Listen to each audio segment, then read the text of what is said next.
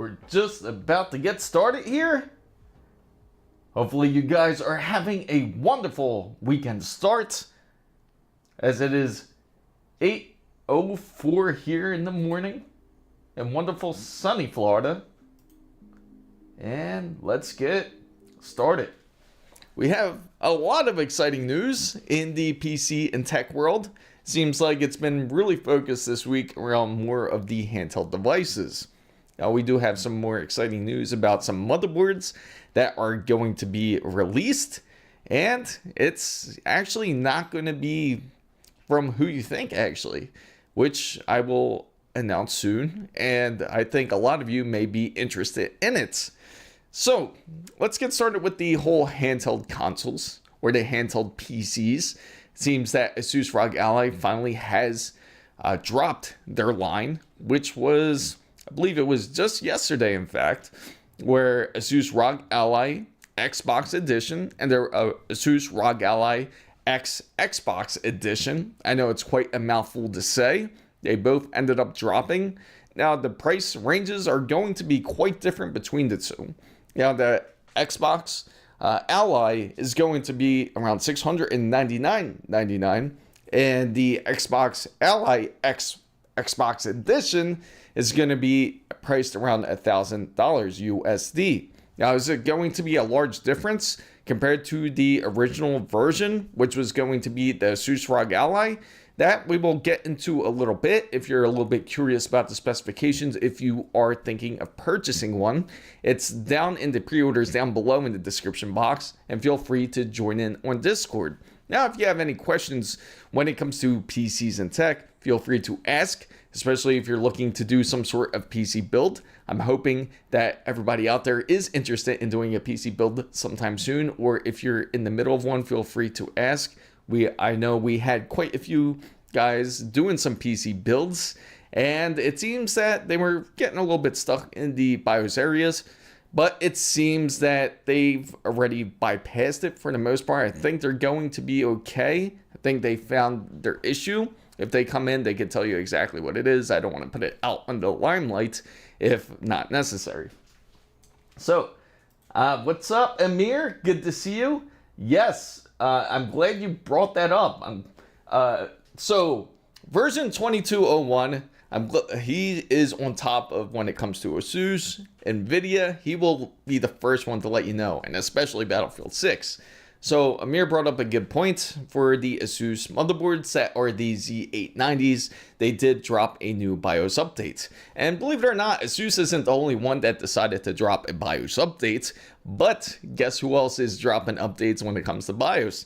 ASRock. So if you have an ASRock board, make sure to update your BIOS. They actually dropped a new one. It seems that they are almost dropping like an update almost like every 2 weeks for the most part. I think they're really trying to avoid this whole mess when it comes to the 9800X3D and their boards. And it also seems, and speaking on the motherboard section or the motherboard side, we can say that Sapphire is actually in the works. Now, it hasn't been quite officially announced, but there has been evidence that they actually put some trademarks up for a couple brand new boards. And it's going to get quite exciting because it's not just going to be a B650, a B850 board, but in fact, it's going to be an X870 board. So I can't wait to share a little bit more details with you about it, because I think some of the features that Sapphire Nitro Plus, which I believe it's going to be called, it's got to be called something crazy, but I believe it's going to be like the Sapphire Nitro Plus. It's going to have a feature that everybody has been looking for, or it's going to be one of those things where it's starting to get more popular. Rehack, what's up? Hey, yeah, I checked it out. I saw it. It wasn't bad, but it just doesn't look.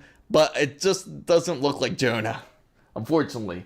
But I did see it, Rehack. Who invented the? Yeah, I know. That's just a devious name. The Ally Xbox X. But no, in fact, now I'm saying Xbox X.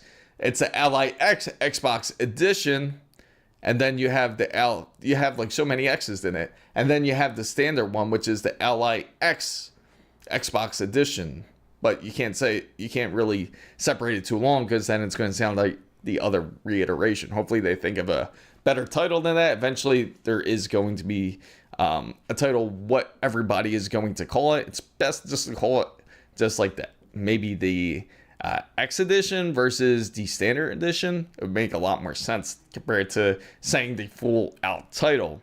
But this is the feature that I wanted to tell everybody about that these Sapphire boards are going to have. Remember how ASUS has the BTF line, and then you have Gigabyte that has the Stealth line, and MSI that also has Project Zero. And you're probably thinking, exactly what am I talking about, for anybody who is unfamiliar with any of those titles. And what's special about those boards is that the motherboards that are under these names, the BTF, Project Zero, all these names, they all have hidden connectors onto the back of the motherboard. So Sapphire is actually going to do something like that. That is what the trademark's going to be. All hidden connections in the back. And so allegedly there's going to be something a bit new, which I'm really looking forward to seeing what Sapphire can really accomplish, because then they might get more people on the train practically with getting a Sapphire motherboard, because it's going to be quite enticing, and I can imagine the price to performance is probably going to be quite excellent. So so Sapphire is coming out with that motherboard, and just know out there that ASUS does have an update. Anybody out there that has a Z890 board, thanks to Amir, he did bring it up that there is a new BIOS update, a new BIOS revision. Make sure to update your motherboard. More than likely, it's going to improve, especially when it comes to your processor speeds and your speeds when it comes to your hardware. It's going to be the same with the ASRock motherboard. They have a brand new BIOS update, and it's more than likely to control the voltage issues that they were having for some odd reason on these boards. Seems like it's a never ending issue. So if you are thinking of a motherboard, typically I recommend, if you're thinking of ASRock, I typically recommend staying away from the Taichi line if you are thinking of building a 9800 X3D build, or if you're thinking of doing some sort of Ryzen build. Now with the Ally X box edition, the standard one, now this is going to be the white one. Now if anybody is interested in that Ally specifically, it's going to kind of look like this one. I know this one kind of has a case cover on it, but this Ally here, right, it's kind of dusty. I gotta clean it. I had a friend borrow it. He said he had a lot of fun playing on the airline's back on the way here. He said the thing's a monster, and he absolutely loves it. And this is the original one. Still plays great in 2025. So for anybody out there, let me see something here. For some reason, the camera decided to focus on the PC instead of me. But I get it. But anyway, he was playing the ASUS ROG Ally, and as he was playing the ASUS ROG Ally, he noticed that it was excellent for the most part, no type of issues.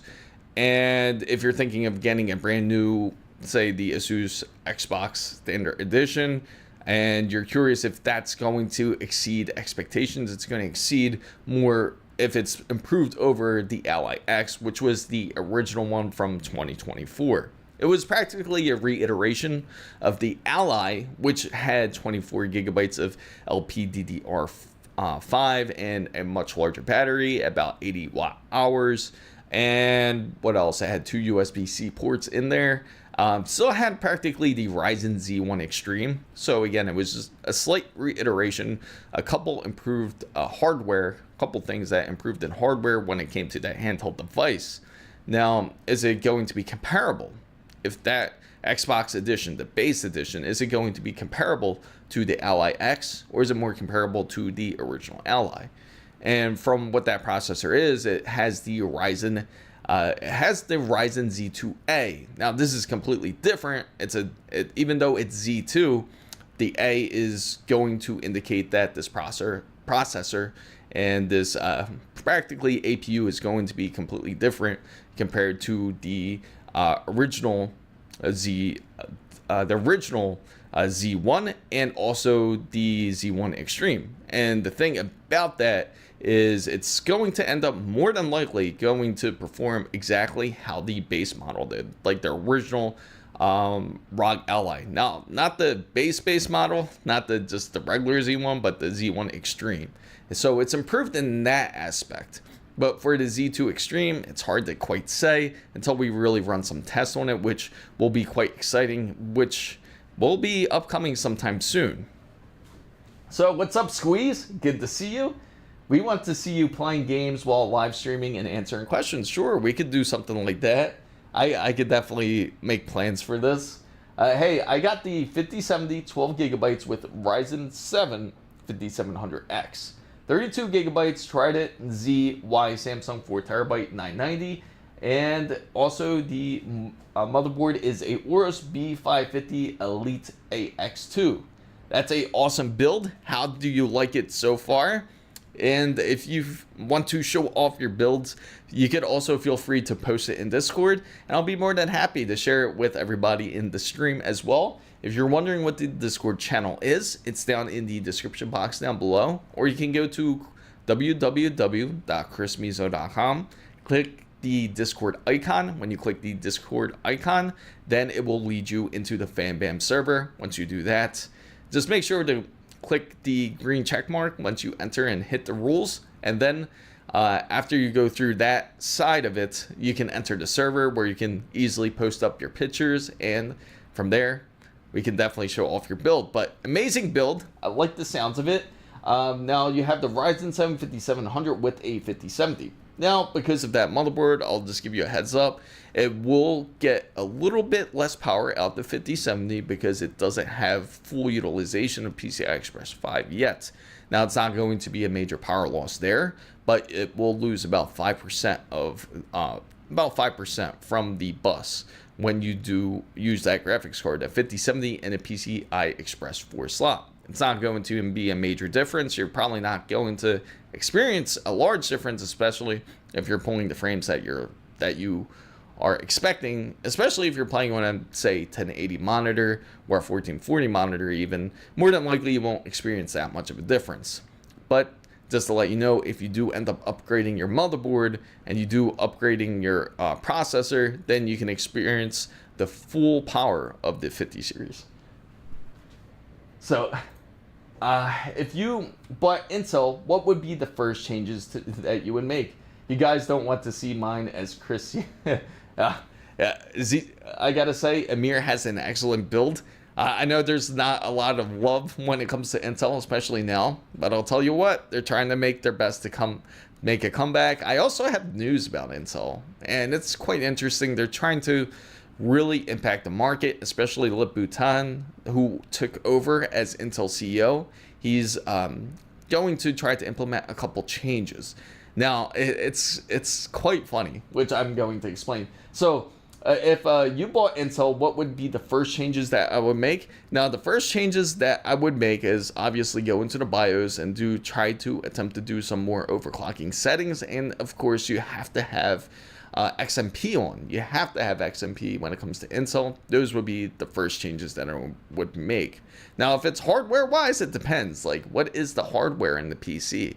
Let me know.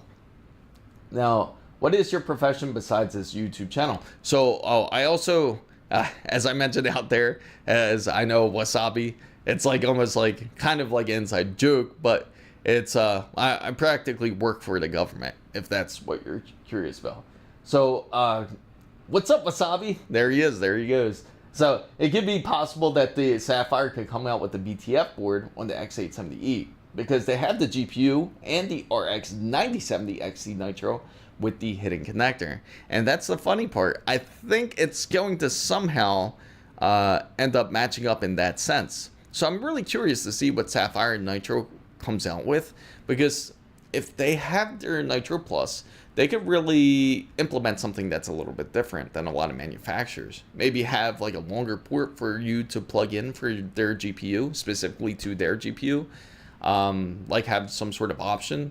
But I know they have to also have a little bit more of universal use, just in case if they don't use the Sapphire Nitro Plus. And maybe it'll be like almost like an extension, like maybe an extension plug. That would make sense, right? If they had like either a cover, if you're not using that port, or like some sort of extension plug to where if you plug in the motherboard, but I know it's like about pinpoint accuracy too, so that's a bit scary. But if as long as everything lined up perfectly and it just like snapped into the place, almost like having like another bus, and you were able to plug it in that way with the extension, then that would make it even nicer. It would be even a more solid connection than having just a 12 volt high power port into the GPU, don't you think? And guys, I am buying the 5070 Ti as we speak. Total cost is 916 euros from Amazon in Germany. I'm glad that Wasabi brought this up. So main reason is if anybody's thinking of getting a brand new GPU, I do have to inform you guys that there is great news on that side. At least it's not raising finally, it's doing the exact opposite. So far it seems that a lot of the GPUs that are out there, mainly about like 95% of them, have dropped down to an amazing like 10% lower compared to the MSRP introduced price. So if you're thinking of getting, say, like the RTX 5090, you can finally get it under 2,000 USD, which is a nice offer. Same thing with the 5070s, 5070 Ti's. Even the RX 9070 XT has dropped quite a bit in price, so it's a bit more affordable. Sometimes when indications like this happens, it makes you really wonder what is going to be introduced at CES 2026. I am definitely excited to announce that I will definitely be going there now.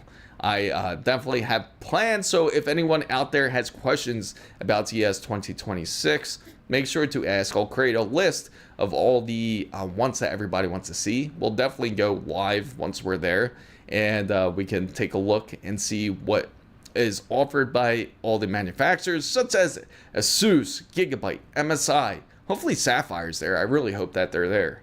If they are, we'll definitely check them out. We could go to the Sony booth if anyone's interested in seeing more Sony products. So, do you think the... what's up, Camper? So, I'm from Argentina. Let me go back to Takuma real quick, because I didn't want to skip him. Maybe the X870 Nitro, the X8... Yes. I think that would be the case. I wonder how they're lined. What would they name it, though? Yeah, maybe Nitro Plus, like what you're saying. Maybe that would be like the hidden connection type of thing. So, I'm from Argentina. Do you recommend updating to the AM5 with Rush? I'm the 5070 that you think. Oh, so if you're from Argentina, I know the pricing is a bit high, especially in South America.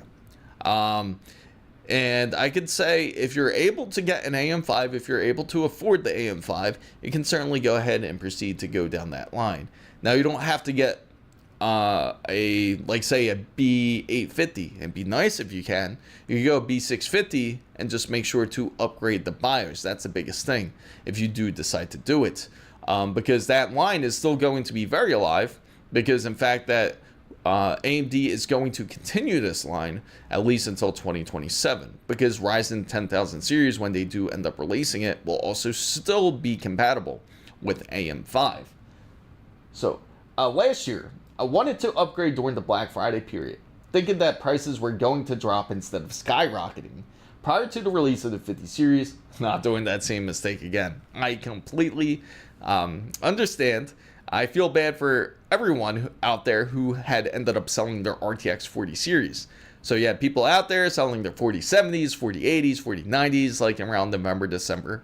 Typically, that's the smart move to do, because when you do that, you're going to maximize the most out of the used market for something like that. So if you sold your 4090, because originally MSRP for a RTX 4090, you could buy it for around $1,500-$1,600. And when you sold it, now this is like in November and December, when you sold it around that time, you probably made maybe $1,000, maybe if you're lucky, you got $1,100. But then when they sold it and they realized, and most people, this happened to most people out there who was trying to get their hands on like the 5090, just say, or any 50 series in line, in fact. And when they went to go purchase it, they realized how hard it was, and they were out of luck. They were SOL of a GPU, but they had cash waiting. And on top, to make things worse, when they did end up releasing the GPU, the 50 series, then it just ended up costing a lot more than expected. Sure, NVIDIA said it was going to be 2,000 MSRP, but the difference is once the manufacturers also add their price on their custom fan specifications when it comes to their GPUs, then it ends up costing a bit more because they don't make that much profit off of NVIDIA. For example, NVIDIA will sell the GPU to these manufacturers, just say ASUS. Oh, thank you for the subscribing. I really do appreciate it. Now I do have to say that let me track this. For some reason, it really likes my PC, guys. So speaking of which, say ASUS, Gigabyte, any of these manufacturers, they buy from NVIDIA, they buy the PCB from NVIDIA, the graphics card, where they could be able to put the fan shroud on it. Now, they're buying it nearly at the same price as we're buying it, actually. They're buying it for maybe $1,700 or $1,800 on a 5900. I mean, not 5900, that's way back then. On a 5090. And then they have to sell it for more because you can't sell it for $200 more because you're barely making any profit. Especially that they put so much investments in figuring out what's the best method to cool down this card. And plus you got to pay your employees. So it's going to cost quite a bit. So of course they're going to be like around $2,200. And then those people who did end up selling their 4090s back then ended up having to dish out more money. And to add to the hurt, if they didn't sell it like during the hot time between, like, say January to, I'd say, May, between that whole era, then they actually didn't maximize their profit. They ended up losing money because the GPUs actually went up significantly. In fact, you could sell your GPU, your RTX 4090 to Newegg for $1,600 to Newegg. So that just gives you an indication of how expensive the GPU market was and how inflated it was. But now it's finally deflated to a fair point. I know that was kind of lengthy, but I appreciate you guys listening into that. But let me go back up to, let's see. Oh, I appreciate it. Thanks, G40. I'm glad to see you here. I'm just going back up into the comments because I know I kind of went way ahead. So let me go right here. Let's see. Right here. Intel and NVIDIA should be collab with CPUs, iGPUs that are equivalent to the 5090. And yeah, let's get on to the Intel subject, in fact. CPUs will be Threadripper size. Can you imagine if Intel and NVIDIA actually came out like with a decent server chip? Which that's really their goal anyway, is really come out like with the improved, better than the Xeon, which is quite ass compared to the Threadripper, to be honest. And it's much more expensive and much more harder to install. So many ands with that. It certainly is going to be expensive. I saw some good prices this year. Period of the normal 50 series is about to end since the super version. Yes, super version. And I'll tell you my thoughts on that. Managed to get an insane, awesome, Zay. You did. You got to share the specs with us. You're very kind. Thank you. I can change the AM5 in 6 months. It's no problem at all. That's what we do. And again, if anybody out there has any questions when it comes to PC hardware, feel free to ask. I will certainly answer it. And if you want to join in the Discord, feel free. It's down in the description box down below. And we can certainly share your photos of your PC. And also we can definitely take a look at if you have any sort of hardware issues that you run into, and we'll figure it out and make sure your PC gets started up. And how many 90 tier cards do you have? Have you seen NVIDIA RAM back in DDR2? Yes, I remember those days. That was insane. And the RTX Titan RTX 3090 currently on the RTX 4090 and 2 RTX 5090. I don't have PC Building Simulator 2. That would be fun to do though. I should definitely do it. If you do, can we make a contest? Yeah, sure. That's an excellent idea. In fact, I'll copy that, Squeeze. I like that idea. So I'll copy that into the notepad. So that way, that's an excellent idea. And also another idea that I want to give everybody out there, if anyone wants to do some sort of live questioning, like if you don't mind to put yourself on Discord, either audio or video, it doesn't matter. You can also enter Discord. I mean, not Discord. You could also go live this way as well, and I can answer your questions live. So, what do you think of the 7500F for a budget build? Now, there's nothing wrong with starting off with the 7500F. Once you get the 7500F, it's not going to be the end of PC building. That's not going to be the processor that you're going to end up having for the rest of the span of PCs. And that's why building PCs is a beautiful thing. Because when you build PCs and you start with the 7500F, and you can always end up changing to the Ryzen 10,000 series. You can get 10,000, I'm assuming this is what they're going to call it, but it's going to be like maybe the 10,800, it'll be the 10,800 3D. It's a lot to say, but just say you do decide to get that, like the 10,800 3D, and you could easily swap it out. The biggest thing you would have to do is just a BIOS update, and that's it. So you don't have to think it's really endgame. It's a great way to start off. You don't really need a lot of cores, especially if you're building a PC strictly for gaming. You don't really need multi-core processes unless you're playing something like Borderlands 4 and you're really taking a beating on Unreal Engine 5 because it takes just way too many resources. And anybody out there will tell you that. In fact, I feel sorry for anybody out there that does want to get, who has a Nintendo Switch 2. Does anyone out there have a Nintendo Switch 2? Let me know. I'm just curious. But anyway, the devs for Borderlands 4 said that we're not going to develop. Well, they're developing, but they're just having a lot of issues with Borderlands 4 porting into Nintendo Switch 2.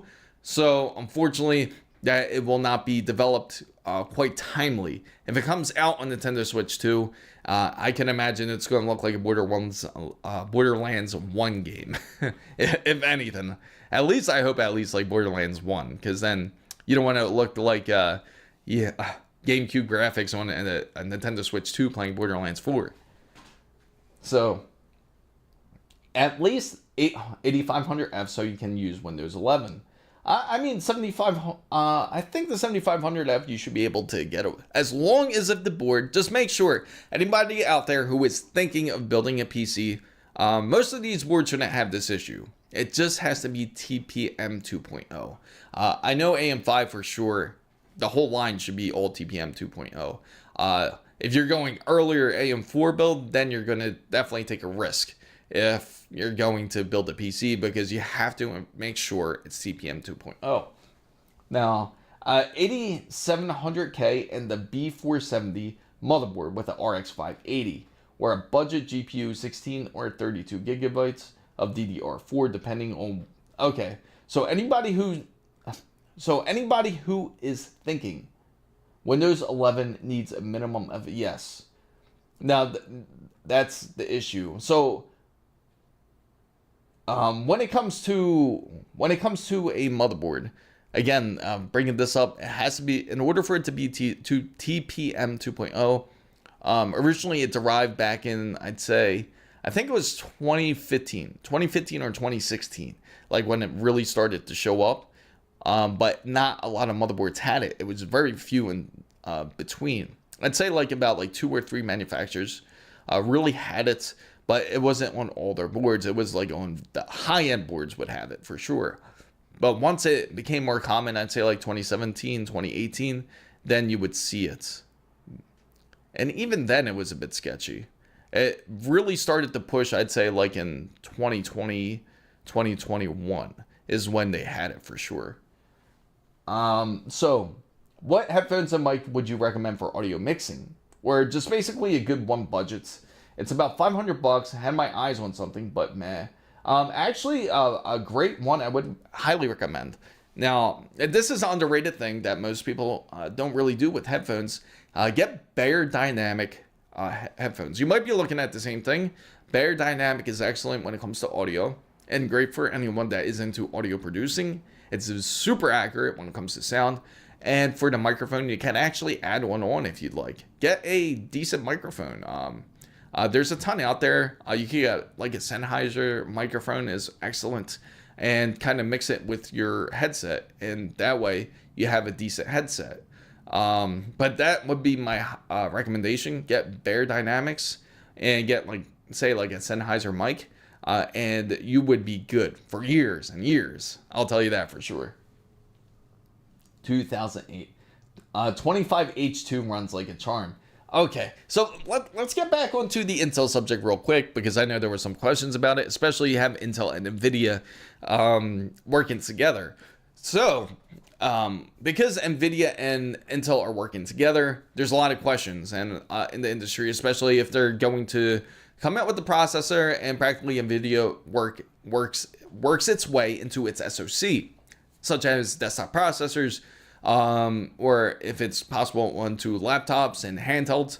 Now, on the handhelds and laptops, that's definitely going to be a possibility. You're going to have Intel and NVIDIA work together to come out with a very decent chipset. So a very decent SoC from both NVIDIA and Intel.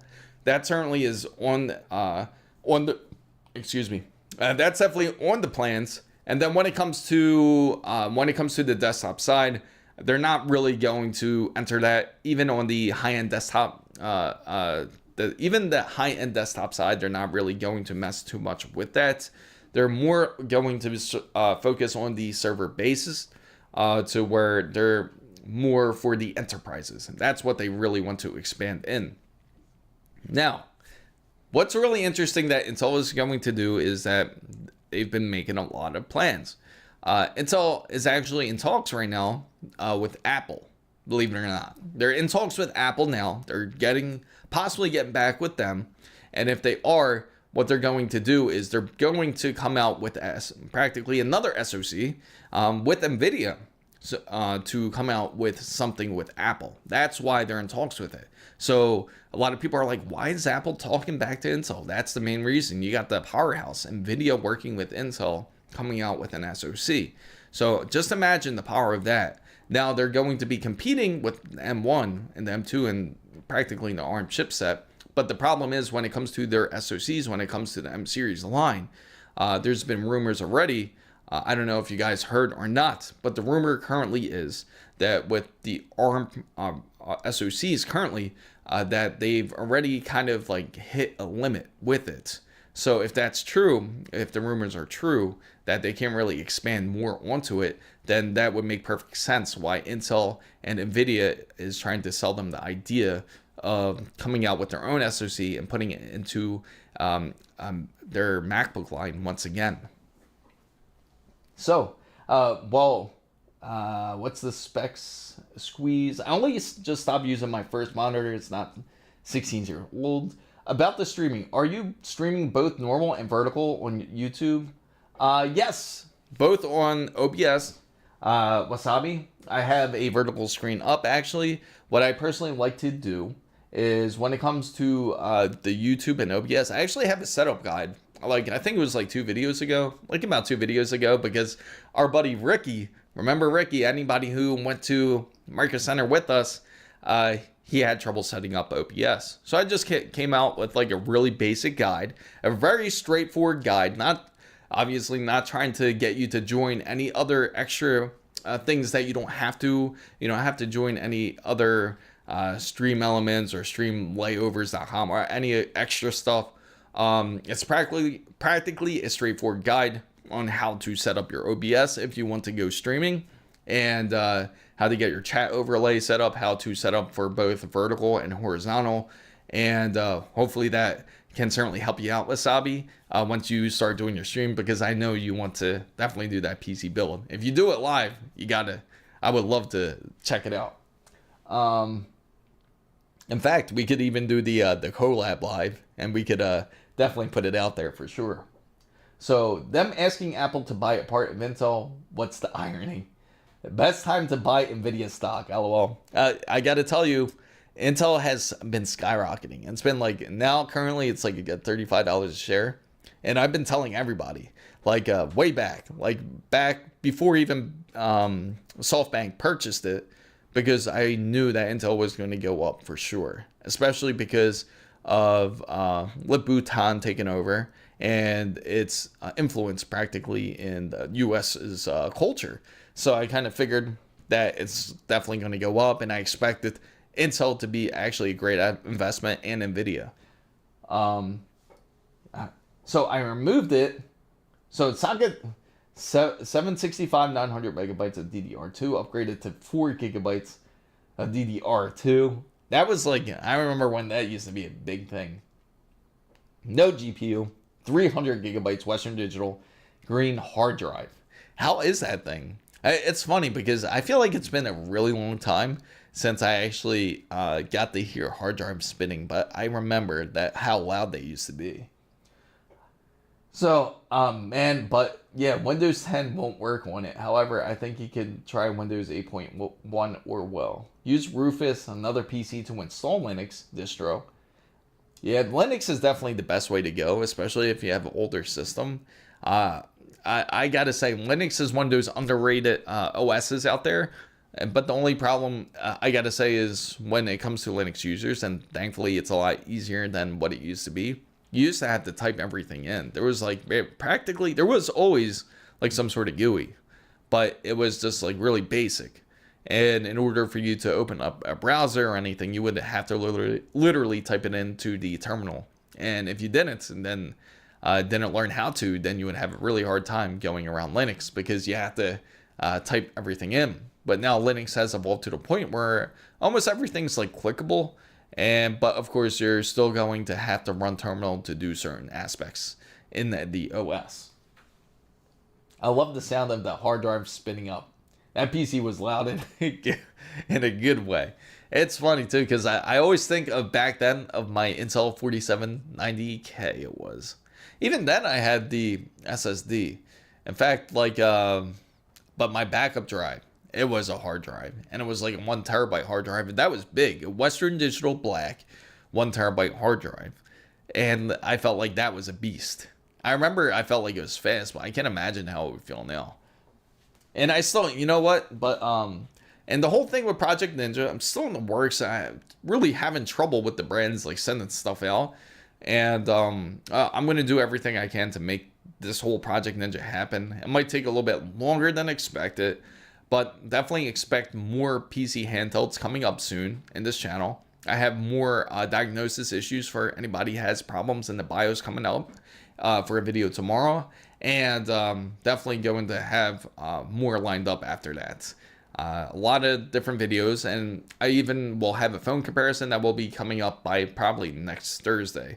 Between the S25 Ultra with the new iPhone versus the iPhone 15 Pro Max, to get a decent idea for anybody who does want to end up changing phones. So, yeah, there's a lot of different plans coming up, and I'm hoping Project Ninja will happen soon, and Project Wood, right? who could forget about Project Wood? So, black and silver case. Need a GPU for this. You have an HP Envy Intel i7 Premium Tower desktop. Okay, 20 cores, 28 threads. So it sounds like it's something like a, maybe like a, what is it? Like a i7? So it must be an older one. Older i7. It has to be like, is it at least a 11900K? Or 11900s? It sounds like. 64 gigabytes, 2 terabytes SSD, Wi-Fi 6. So it's a bit older. If you need a GPU, I'd say like with a setup like that, go 30 series. NVIDIA 30 series or go AMD 6000 series. Radeon 6000 series. And more than likely you'll be good with something like that. If you're going to go with an older build. Now, you can get a 50 series or you can get like a newer RX 9070, but just to let you know, there is going to be some power loss. Like about 5%, because you're not going to utilize the full bus. Now, it depends on the size of the case. I saw AMD recently drop 1 or 2 new AM.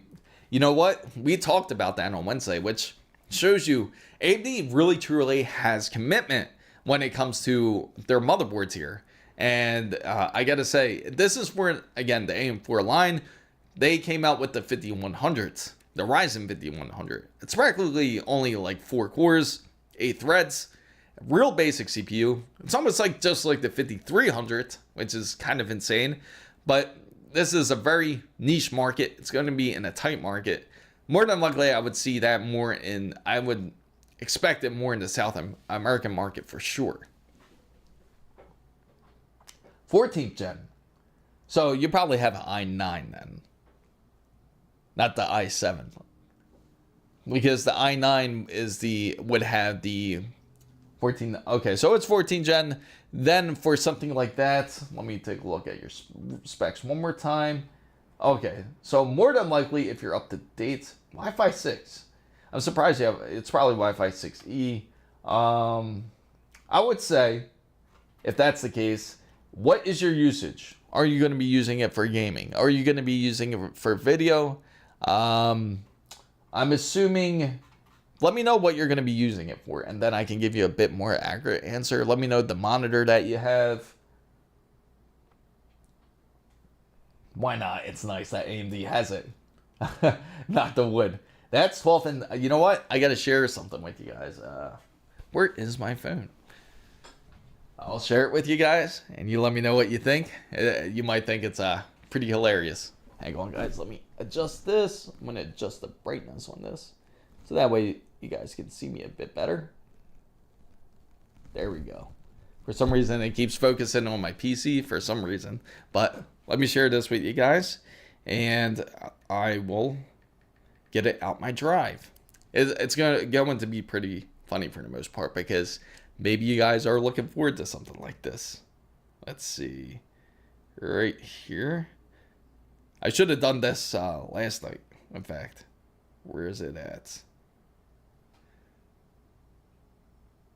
Oh, man. Maybe it's in my photos, actually. Maybe it's updated. So, he needs a... Okay, so... Chris, I have the 10700 with 8 cores. There is no way that 11700K has... No, that's what I mean. I don't think it's a 11700K. I think it would have to be at least 11900K.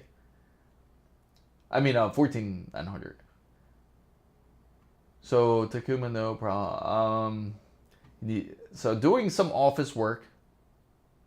And wanted to do some gaming Intel Core. 14700K. Oh, okay. So the 14700K.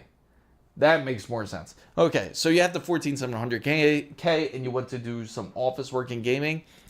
Then I would say the perfect one, realistically, would be the RTX 5070 Ti or the RTX 5080. Or even better yet, the RX 9070 XT, a way underrated GPU, and works excellent, great on budget too, which is nice. What kind of camera did you use on your trip to Taiwan? So on the trip to Taiwan, I just I don't think I actually uploaded anything from Taiwan via camera, did I? If I didn't, photo wise, I use a A7S III, or video wise too. But when it comes to like the live stream part, it was just all directly off my phone. Unfortunately, I feel that the bitrate would be way too high on the camera to do wirelessly. Unfortunately, it would be great quality and everything, but I think it would just end up being really choppy and nasty. And I wanted to make sure that everybody got to experience Taiwan in real time. And let's see. So I might get 14700K and one of the workstation PCs. School breaks, they let me take it apart. Is it possible to change the stock? Oh, absolutely. Yeah, you can change out the stock fans. That's no question. You could definitely do it. You could replace it to whatever fans you would like. Just make sure. The most important thing is when you do change out fans on a AIO is just make sure that it has, you want to look for the static pressure. That's the most important thing. The higher the static pressure, the better it is. compared to CFM, the airflow. Yeah, pretty much. It definitely is. If it's all, that's why I said like the gaming is more the aspect part. When it comes to office work, it's like that's why I said like a 5070 Ti and a 5080 would be good. Everything on the case is the same except the 14900K. So let me, because I really want to share this with you guys. I'm going to check this out and see if it uploaded here. I don't think it did. Oh yes, it did. That's funny. All right, wait till I show this to you guys. For everyone who is looking for this, let me see.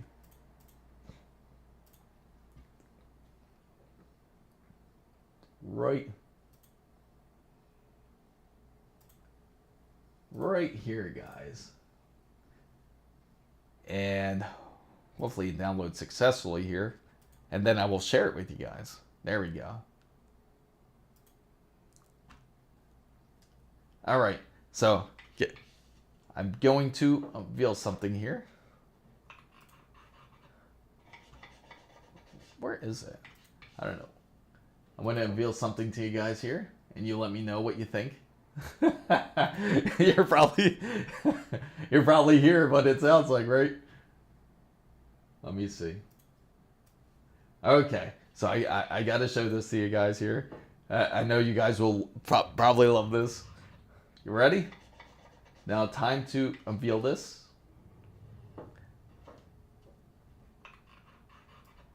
Right there. Let's put it full screen so you guys can truly enjoy it, see the full experience. There, that's the start of it. You know, the hard work of a nice wooden keyboard.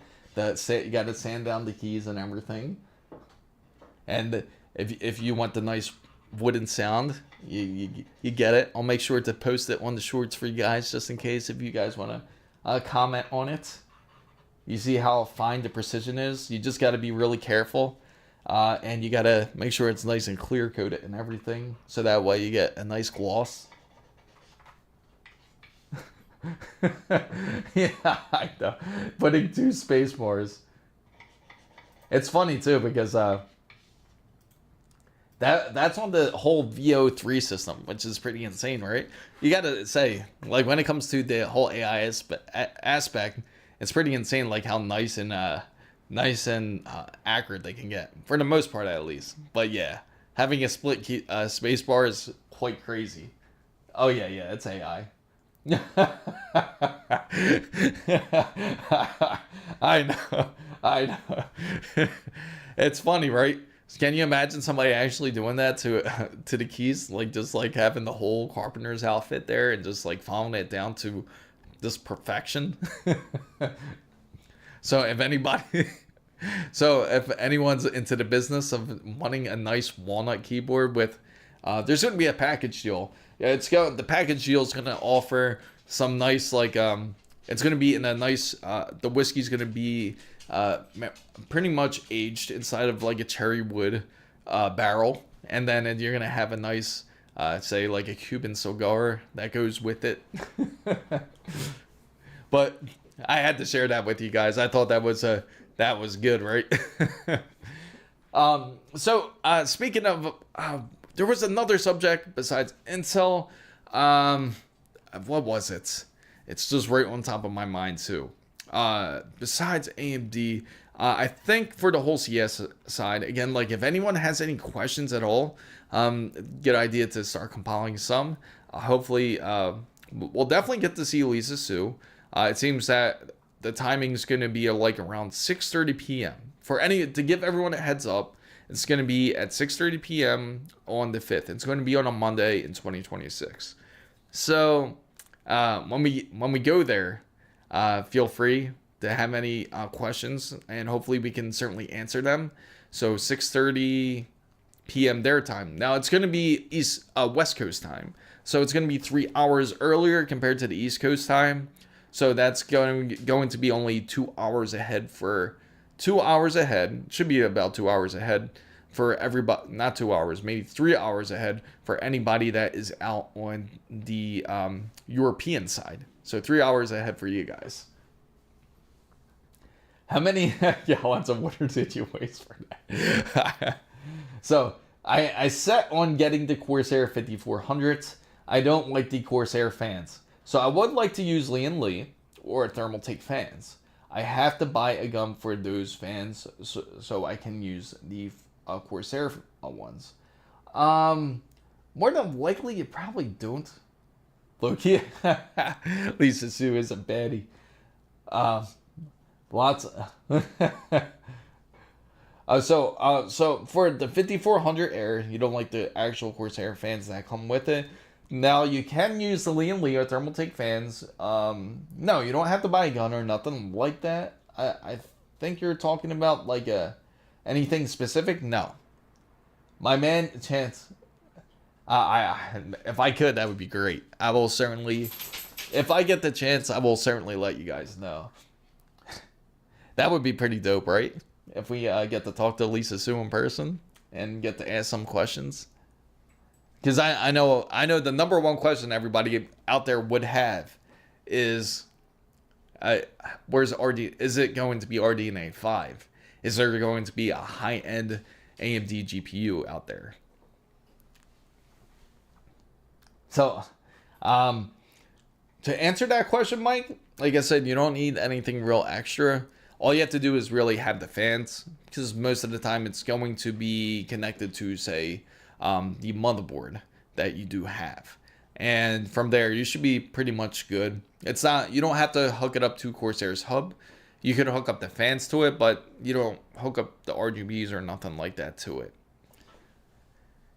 So, what's the dog doing? He's just walking around. He's just like standing by the door. It's pretty funny. Let me see. Where's the camera? I'll show you what he's got. What he's doing. I'll turn on the Jonah cam, which I have. And you ready? Where is it? Can you guys... No, I guess it's not showing. I don't know why the camera is not showing. Oh, there it is. Put it right there.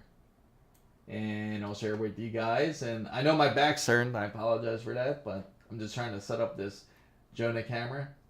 Let me see. Right there. I'll show you what he's doing, guys. He's right there.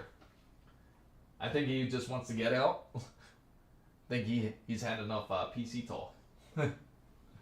And by the way, this is like the Threadripper build. It sits on right here on the floor, actually, believe it or not.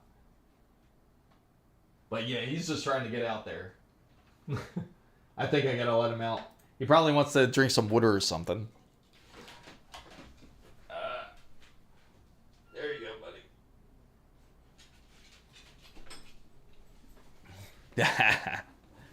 So, oh yeah, he's okay.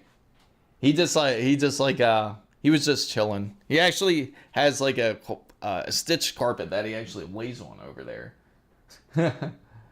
Yeah, the dog camera, right? Yeah, he's doing great though. So no worries. Jonah's all good. He'll probably end up coming back in, to be honest.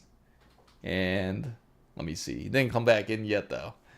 But so far he's been pretty happy with everything that's been going on in the studio wise. He hasn't sniffed out any bad PCs quite yet. As soon as he does, he'll definitely show it. He'll let you know his expression. So another thing. So let me see. Another thing that's really interesting Intel did. This is what was on top of my mind here. Was this. This is on videocards.com. And Arrow Lake, or Intel, wants to let everybody know that Arrow Lake is still a great processor out there. They're trying to really sell it. And I'll show you, and we'll talk a little bit more about it. It's going to... Yes, I have two PCs set up. This one's specifically for my video editing and my streaming and everything. And the other one that I have back here is for the gaming side. Bro, and my PC, sometimes keyboard buttons don't work. I checked it twice, but it's not the keyboard. What type of keyboard do you have, by the way? You said it's not the keyboard? EA is going private with $50 billion buyout from investors. That makes sense, though, because EA really does need it. It's good, though, that they're going to have these private investors do it because at least they have confidence that EA Games can survive this. I don't really have as much confidence for other companies such as, like, I know Ubisoft is questionable. So, bro, in my PC, sometimes keyboard buttons not work. Make sure to have it set up in the correct language. Because usually what happens is sometimes if the keyboard is not set in the correct language, make sure it's in the correct country, because otherwise it will not work properly. So you want to go to your keyboard settings, make sure you swap it to the keyboard that you have, the type of keyboard that you have, because that can happen. And they do have different ones where it has, say, like 110 keys, or you'll see it like once you get into that keyboard settings side, and make sure to switch it over that way. So you have a dull keyboard?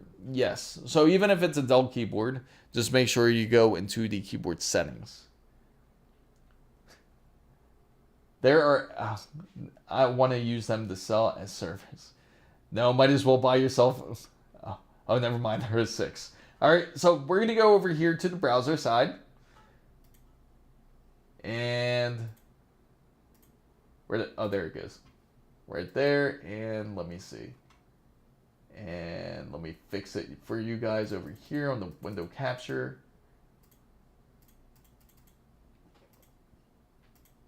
There we go. Perfect. So this is it right here.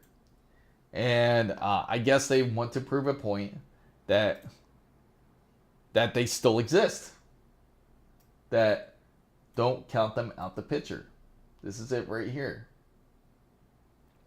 So they're saying, if you look at it for price to performance, you get 20 threads out of a 265F or 265. Even their most highlighted ones here, 5.3 for their maximum turbo frequency. Of course, the non-F has a GPU with it, and at 65 watts compared to the 9700X. Now, the funny thing is, like, if you look up here to the 285K side, right? And then you look at the 285, they compare it to even the 9950X3D. So it's like, I know some of you out there are like, no, that's not even close. Their point of this slide is that they're still price to performance. And if you look over here, they're showing that they're just as strong, the 9950X3D, that they're on par when it comes to Space Marines, Last of Us, Spider-Man 2, when it comes to Alan Wake 2, Starfield, when it comes to, and also when it comes to content creation even, when it comes to Cinebench, when it comes to Keyshot, Adobe After Effects, that they actually are on par or exceed. Now, I'm not surprised on that side.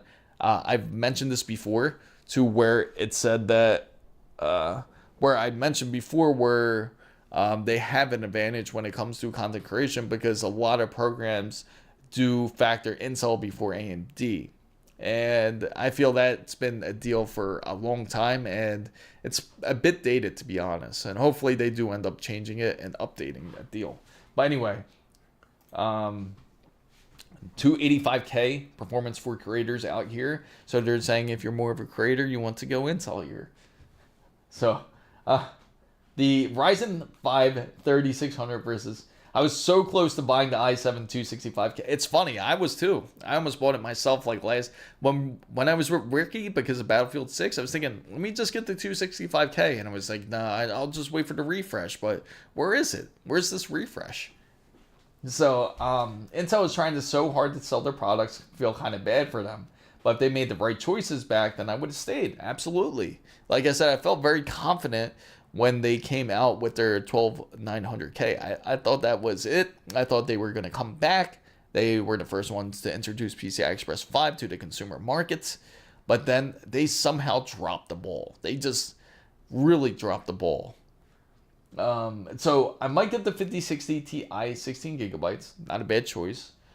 No one on the team hardware has done 50-60 submission overclock. Yeah, you probably won't see it as much when it comes to something like a 5060 Ti. But certainly do it. I would love to know. So you have a Ryzen 5 3600 versus a Core i5-10400F. Which is the best for gaming? Now, the important thing is I will have to add it. Yeah. Like, this Takuma is hilarious. Like 10 years ago. Yeah, that's... Now, I'm going to tell you, when it comes to the 3600s or the 10400F, to be honest, the 3600 would certainly be the better choice. Still. Now, I wouldn't recommend it. I hope you don't have to spend money on building it like this with a 3600 or a 10400F, because TPM2, and hopefully you guys are up to date with this, but Steam is also surveying people to see if they have TPM 2.0. I know Discord was aware of this. If anybody here is just joining in, I'm Chris Mizo. I talk about PC and tech. Feel free to join the Discord. It's down in the description box down below, and you can feel free to ask any questions, or feel free to submit your photos of your PC, and we could definitely show it off on the stream. But anyway, it's a bad idea currently to start off with AM4 or start with any socket that's lower than the 12,000 series when it comes to Intel's CPU line. And the reason being is because TPM 2.0 is going to be the future, and you don't want to build a PC that gets outdated in 6 months, to be real with anyone out there. So just to give you a heads up, you're going to have limited compatibility. You're only going to end up being able to play games that are going to be anything prior to 2025. Now, if only the i7-2700K didn't have a hole in it, I would overclock. Yeah, no problem. I wouldn't recommend gaming with the Ryzen 5s. Yeah. If that's, again, if you're desperate. And like I said, I don't recommend building if you are planning to build with anything like that, because it's just going to end up disappointing you. Now, here's where it gets interesting. The Intel Core i9 versus the 900X, right? And this is their chart right here. And they're saying that they have -7. So they admittedly say they have -7% performance when it comes to Counter-Strike 2.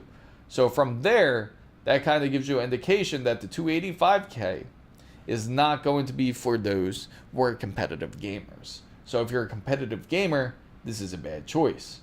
But if you enjoy games such as The Last of Us and Stalker 2, that gives you an indication that you might get better performance. But then you're not really comparing a gaming processor. You're comparing a 285K up against a 9900X. Remember that. It's not the X3D. But this is... And the funny thing is, they don't even bother to show the chart between the X3D versus the 285K. They just go directly to the 9900X because they know they're going to get their ass beat, to be honest, when it comes to that side. So I used a i5-10500. It was good, but not enough for Beam. For ultra graphics, 32 AI with the max pooled cores that my i7-10700 does. The X series CPUs are good, but old. Exactly, and that's the issue. You can't. They're great CPUs, but you can't really compare it. It wouldn't make sense to. So they're saying that you get a much better value out the 265K. And again, they're showing this charts when it comes to creation. And here, a balanced enthusiast experience is what they tried to sell on here, right? They can do 8 RAM slots and quad GPU. They certainly can. Now, the thing is, when it comes to that, it's anything that does that is more of a high-end desktop. And that's, again, more for anyone that wants to use it for, again, like server-based AI servers or LLMs. That would be more the choice. That chart shows only you can buy Intel 9 285. Exactly. The games doesn't care anymore. But Intel is getting beat then price-wise when it comes to the end of the motherboard. See, this is where it gets funny too, is because they say it's the balanced enthusiast experience, right, when it comes to gaming. So the 9800 X3D is up here. So it's saying it's on par when it comes to Starfield. Nobody cares. Nobody gives a rat ass about Starfield, right? Who plays Starfield, to be honest with you? Because it just hasn't been that great. But when it comes to Alan Wake 2, Last of Us, it's all performance loss. It's a negative 15% when it comes to Stalker 2. But when it comes to content creation, that's where the balance comes in. Not everyone wants to do content creation. Not everyone wants to work on graphics. But you can see how much that they say it exceeds over AMD when it comes to encoding. When it comes over to Adobe After Effects. Again, those programs are optimized for Intel. They're not optimized for AMD. That's why there's such a large jump over it. Oh, thanks for the donation, Wasabi. I appreciate it. Got paid yesterday. Yeah, no problem, Wasabi. I'm glad to be able to help you out. What do you think about the smooth motion on 12 gigabytes? Now, smooth motion's a great feature to take advantage of, but anybody out there who has a 50 series card will tell you that they don't really use the frame generation. Reason being, the frame generation feels like it ends up not really producing. It doesn't really feel like you're really gaming, in a sense.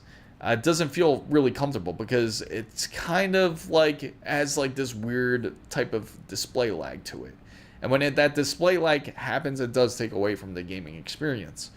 But the smooth motion isn't too bad. That's something that they've needed to do. In fact, that's actually an idea that was taken out of AMD's book, which was their AFMF, which is their motion flow, believe it or not. But that side of it is good. But when it comes to the frame generation side, it's not going to be as great. Some games can take advantage of it if you really have to. But again, there are certain settings that have to be turned on. You have to have frame generation, NVIDIA reflex, and you also have to make sure that that your VSync has to, I believe, have to be on as well. I have to double check it. But for smooth motion, it honestly isn't all too bad. Now, which is the GPU on your YouTube thumbnail?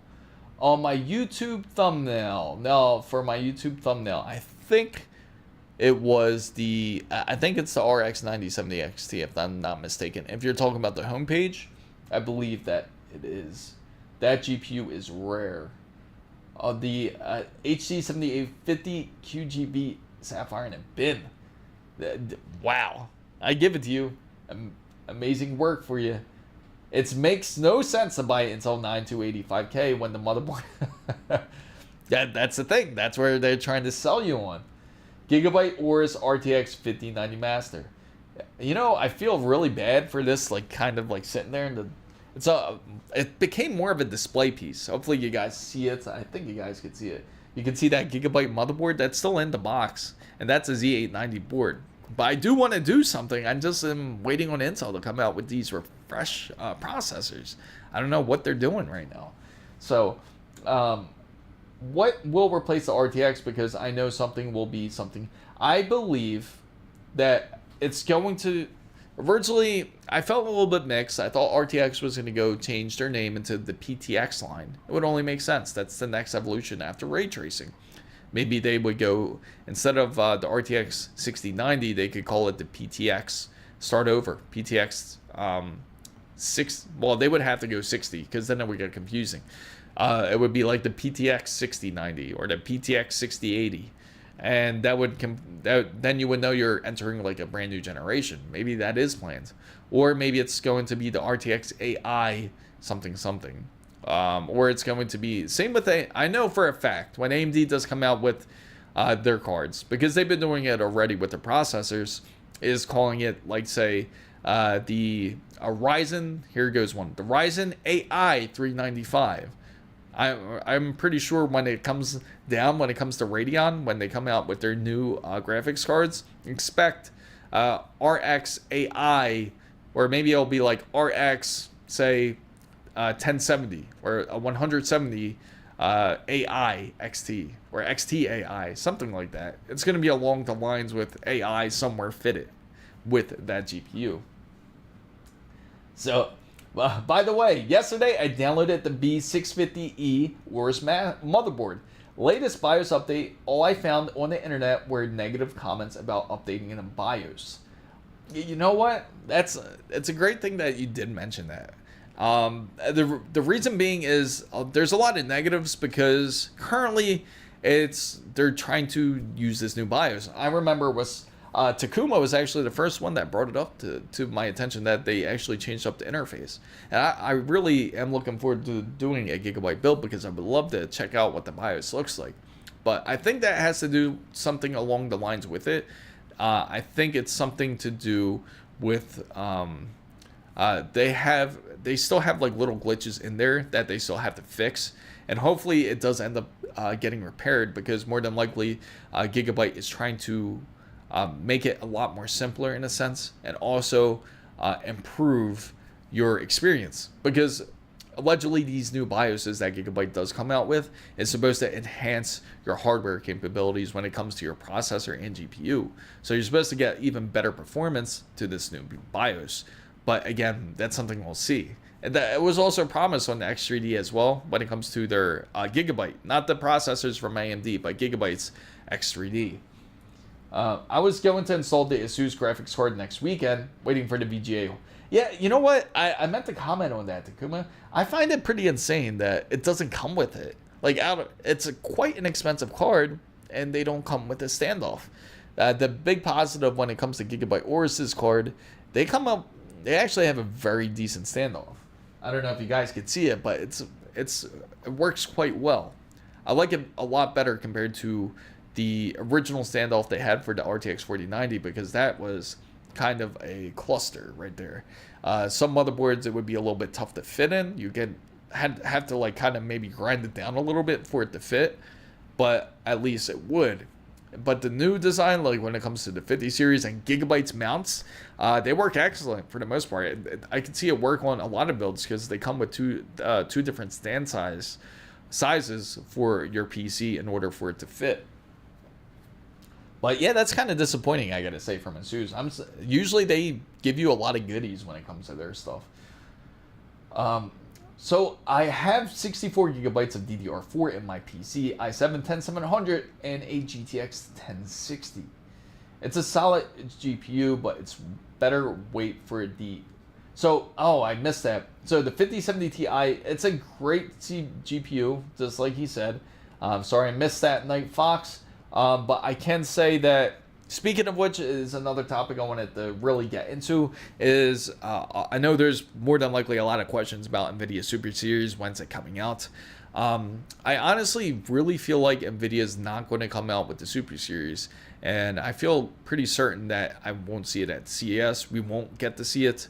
We will certainly go live once again once we check out these, once we go to ASUS, once we go to Aorus, once we go to all these places, and hopefully if there is a Super Series, I'm more than happy to share with you guys. But I think NVIDIA is really focused. They are like locked in, laser focused on the whole AI side of it. They're really trying to go through like an AI revolution. They kind of want to be like the steel revolution when that happened, is almost like what NVIDIA wants to do. They want to make a change in history. So they're working around the clock in order to do that. That's why their mind is like, who cares about GPUs right now? That's not going to change the world, but AI is. So I think you're going to see a much bigger showing from their server side when it comes to NVIDIA, which I know not everybody's going to really care about, is from NVIDIA on the CES side. But when it comes to their GTC summit, which is usually in March 2026, then they're going to more than likely unveil the RTX Super Series line. So don't think that they're going to abandon it, but they'll show it then, I believe. During their GTC summit, They'll introduce, I believe, the three, which are going to be RTX 5070 Super, RTX 5070 Ti Super, and the RTX 5080 Super. There's not going to be a 5090 Ti or a 5090 Super. I hate to disappoint everybody out there. It just really wouldn't make any sense at all. The 5090 will still be the best card to get out the whole 50 series line. Simply, Takuma, is there any super way to be more costly? It has to be the VGA standoff, but not big enough. You can use it with the screwdriver, which is neat, but the big bummer is that it's 12 volt 2x6 power cable to the 4x8 pin adapters in the back. I don't need either. I see. That makes a bit more sense. So there's a high chance the Super Series will be scalped. I agree.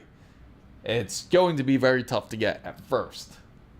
I am looking to build a creator streaming PC, and I also am using Fusion 360. A lot of modeling. What AMD would you recommend with the 5070? Would you recommend, and would a 5070 Ti be overkill? No. 5070 Ti would not be overkill. In fact, you could take advantage of the VRAM space from the 5070 Ti. So I feel that's actually the perfect one. That's actually a perfect one that you picked out for your PC build. Now, when it comes to the AMD processor, when it comes to 3D modeling, I would highly recommend when it comes is something like a 90.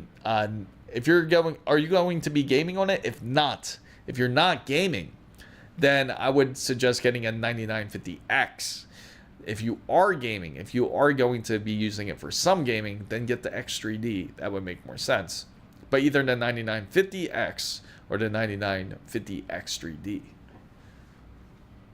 Now, maybe on release day, the super cards can be a little bit more expensive, but in the end, yes. Because what will happen is they will cycle out. They will slowly phase out the GPUs that are not being used anymore.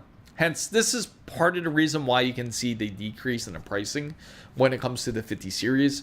You can see it for 10% cheaper than what they offer at MSRP. So when you see these cards for, say, like 10% off, that's the main reason, is because you can certainly expect a refresh of those cards practically being released sometime soon.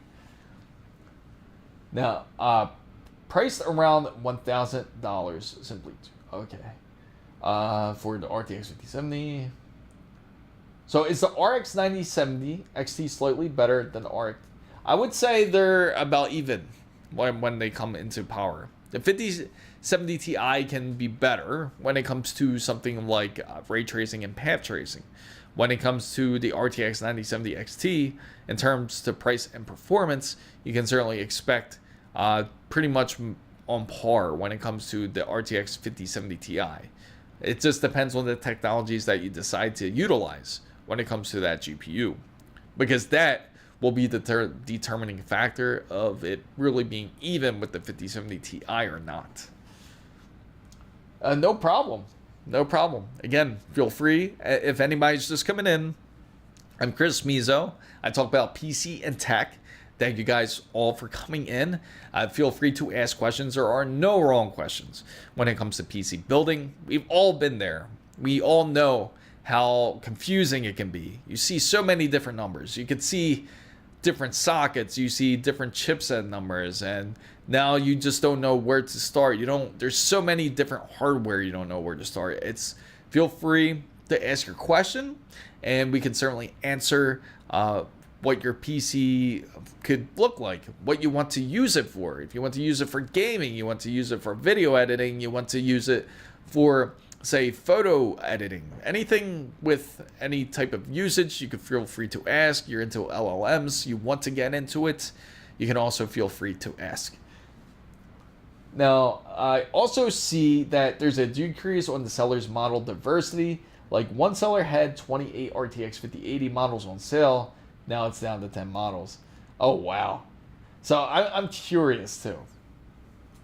That's pretty insane. I just wonder, like, how used it was. I will max out at 37 gigabytes of VRAM if it can. So can you suggest some AIOs with customizable displays under $120? Certainly. MSI actually has their CPU, which is really decent. It's a CPU cooler. I think it should be under 120. I do not endorse anything like from Enermax. Unfortunately, I feel Enermax is not that great. I know NZXT is going to be highly priced. Corsair's 240 millimeter LCD might be closer to your range. I think it still might be a little bit above, slightly. Might be a little bit above budget. Another one I can recommend, Thermaltake, I believe, has a decent one too.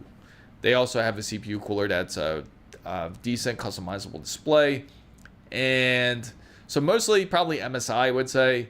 Corsair, the 240. Look for the 240 millimeter instead of 360 if you are really on a tighter budget. But if you can expand, it's better to get 360 because, to be honest, these processors do run a bit hotter now. The MSI one would probably be the best choice, I think, because at least you get a 360 millimeter radiator, and plus you get a decent CPU cooler where it's customizable, which we could definitely take a look at. So 4x frames could be an advantage. 3060 can be 1440p. Now some games like 4K, like Roblox, RTX 3060 is a great card for those who use 1080p. Absolutely. So again, it really depends on resolution side.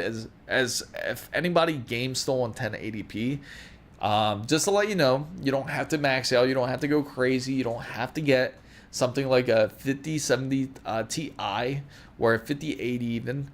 You will be comfortable with any cards that's under it. In fact, you could still be comfortable with using like a used 4080 even, would be nice. So, for its HD, it's value money GPU. GPU has some cool AIOs, absolutely. They have it, but do you think they also have it for under 130? You might be right, Wasabi. They do have some great ones.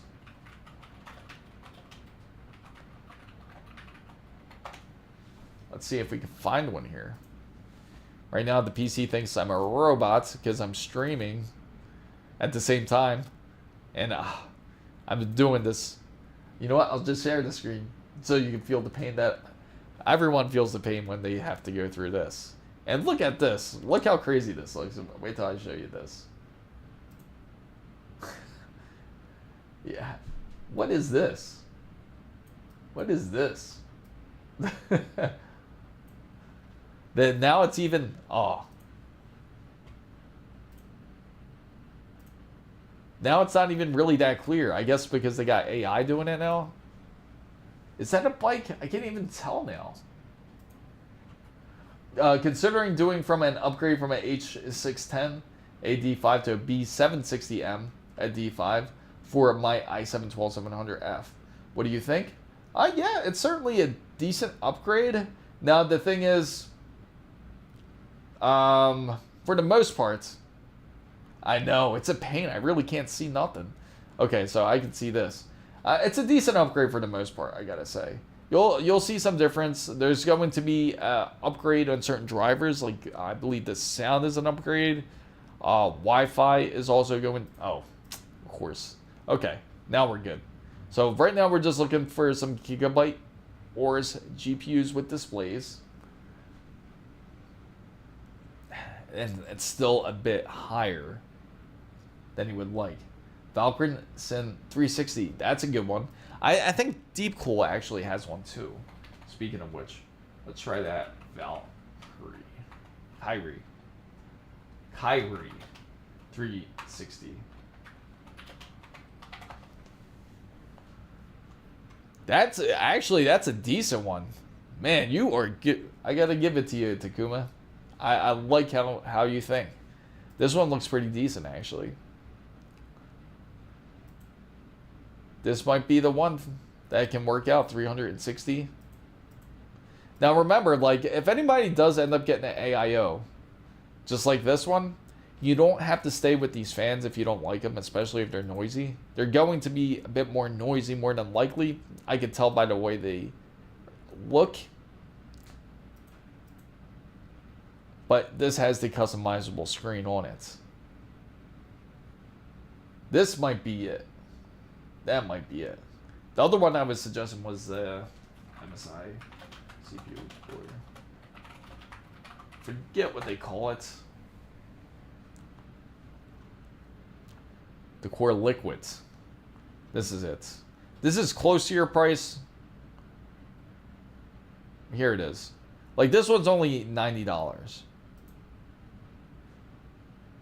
But I think this one doesn't.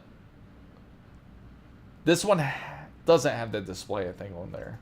That's what it is. It's more like a mirror display. But they have this thing called Sama. But it looks sketchy because it's like 3.5 eggs. So that tells you right then and there that's no good. So, like, here goes one. Like, usually they're displayed coolers. They're customizable. Where's it at? I know this one is for sure. But this one's a little bit more up there. You would just get the 240 millimeter radiator version of this. This doesn't look customizable at all. This is, oh, maybe it is. It probably is. So, it doesn't get past 60 on the 130 watts. I have the Akasa Venom Voodoo, but I want to make the Akasa Venom module, but there are none just for sale anywhere. Yeah, it's going to be harder to find legacy hardware.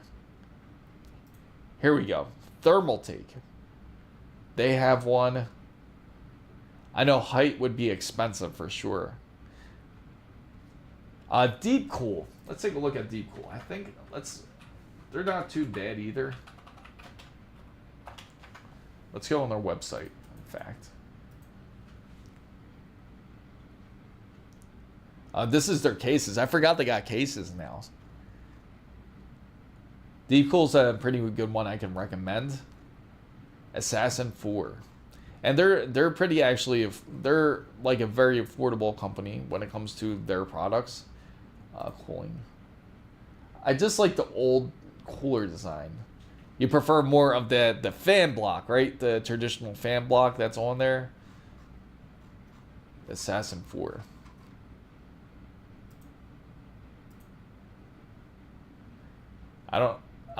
Let's see if their website works though. The Xeon coolers. Here we go. Now this is it. Doesn't say the price on it. They have the focus display experience. Here it is. Something like this is also nice too. 320 by 240. Let's see how much the pricing is, since of course the website's not going to say it because it's going to vary. So we'll look that up and see if we can find a price for it. Oh, it's just, of course they don't have it. But more than likely it would be affordable. Or maybe it's just not out yet. That's what it probably is. Let's highlight this and we'll copy it. And see if we can find this one at least.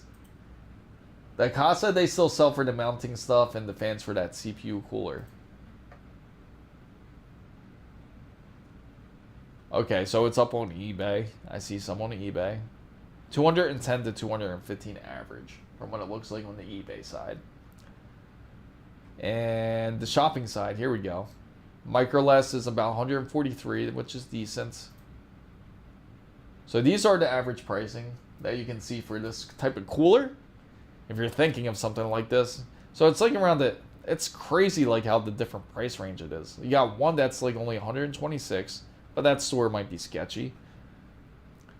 You know what's crazy? Like you have a lot of these stores that will advertise onto Google, but then they allow these sketchy stores to advertise this way.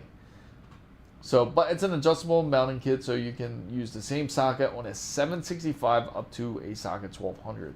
Yeah, the only ones that you wouldn't have a hard time adjusting when it comes to Intel is the 1200, I believe. It was the LGA 1200 to the LGA 1700. And speaking of, you should be giving the full name and the product name. Okay, yeah, so this is the Deepcool LQ360 liquid cooling 360 millimeter radiator. And it seems like it's, I know Deepcool comes out with great coolers. This is on Microless, and they're selling it for $143.26. Oh yeah, I know. I kind of do it the lazy way, right? Yeah, let me try that. I will try that instead of just doing it that way. Okay, so we'll try to look this up again, but this time we'll put in the full name. So we'll just copy this, and we'll call Deepcool.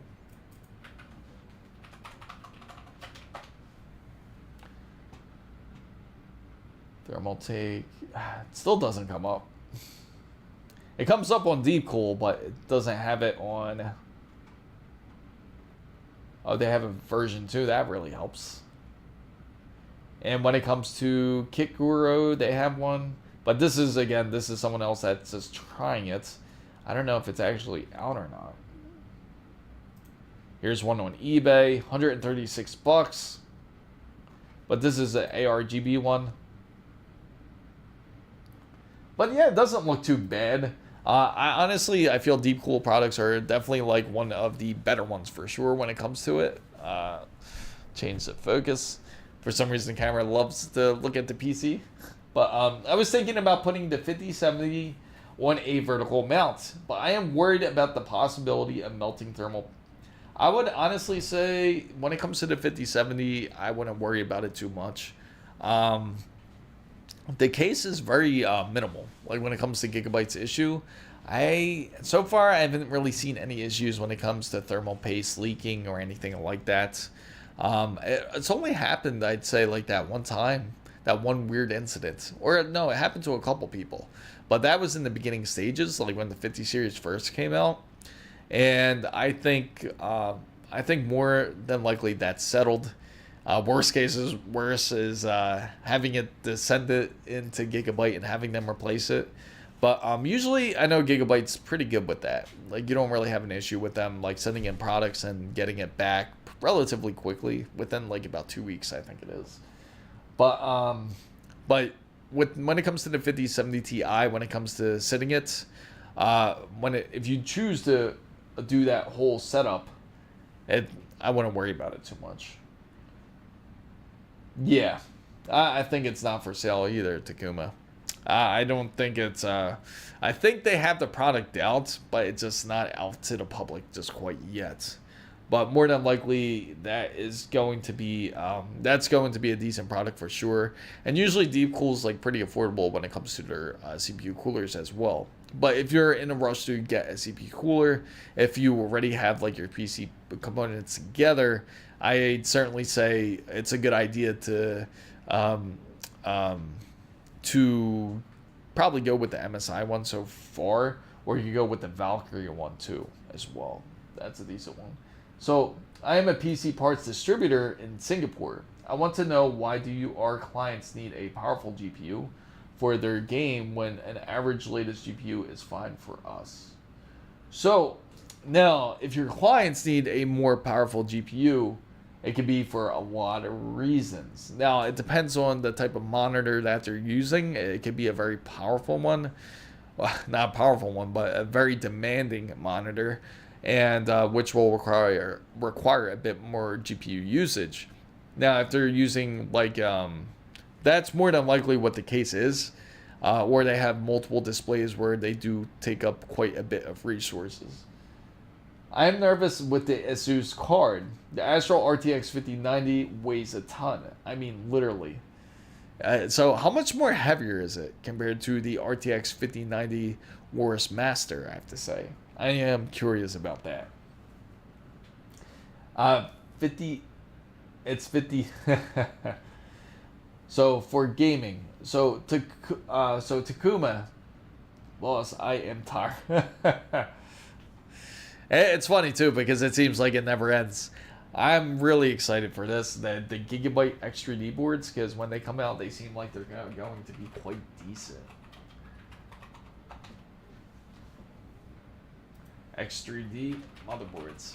I just got to take a look at these beauties once again here. And let's take a look. Right here. It's funny, they're up on Newegg already, actually. They have the X870E Ors Elite X3D AM5 for $379. That's actually pretty good. Let's take a look, guys. Because I don't mean to tempt anyone out there, but that's not bad. You get a $379. It's already released. I didn't know they were released already. And here it is. It's quite the beauty, right? Take a look at that. Look at that craftsmanship. The only thing it's missing is some cherry wood. It needs some cherry wood inside of that motherboard. Same thing with the back panel. It'd be better if it was wood. Nah, we have the I can't tell. I can tell next week Saturday, but in kilos, not pounds. Stop putting me on the spot with gig. I know. I don't need it, right? Oh, appreciate the donation, Caprion. So 32 gigabytes of Gigabyte DDR4 or G-Skill or 64 DDR4 G-Skill in 2025 or 2026. Okay, so for this, I would say in 2026 when it comes to DDR5. Now, I know it can get a bit tricky because you're probably thinking that you're going to need more capacity. But in reality, you need to have more speed. So when it comes to DDR4, you can take full advantage of 32 gigabytes. More than likely, you would be fine. You would only go 64 gigabytes if you are going to be doing something like video editing. And again, like once I recommend to go DDR4, there's a couple of issues I do have to bring up when it comes to the memory side. Now, when it comes to the memory side, just to let you know, it is going to get more costly when it comes to DDR4 or when it comes to any type of legacy hardware. Reason being is because it's not being bought up as much. It's going to increase the cost to make it. If you're able to get it in the used market, that's great.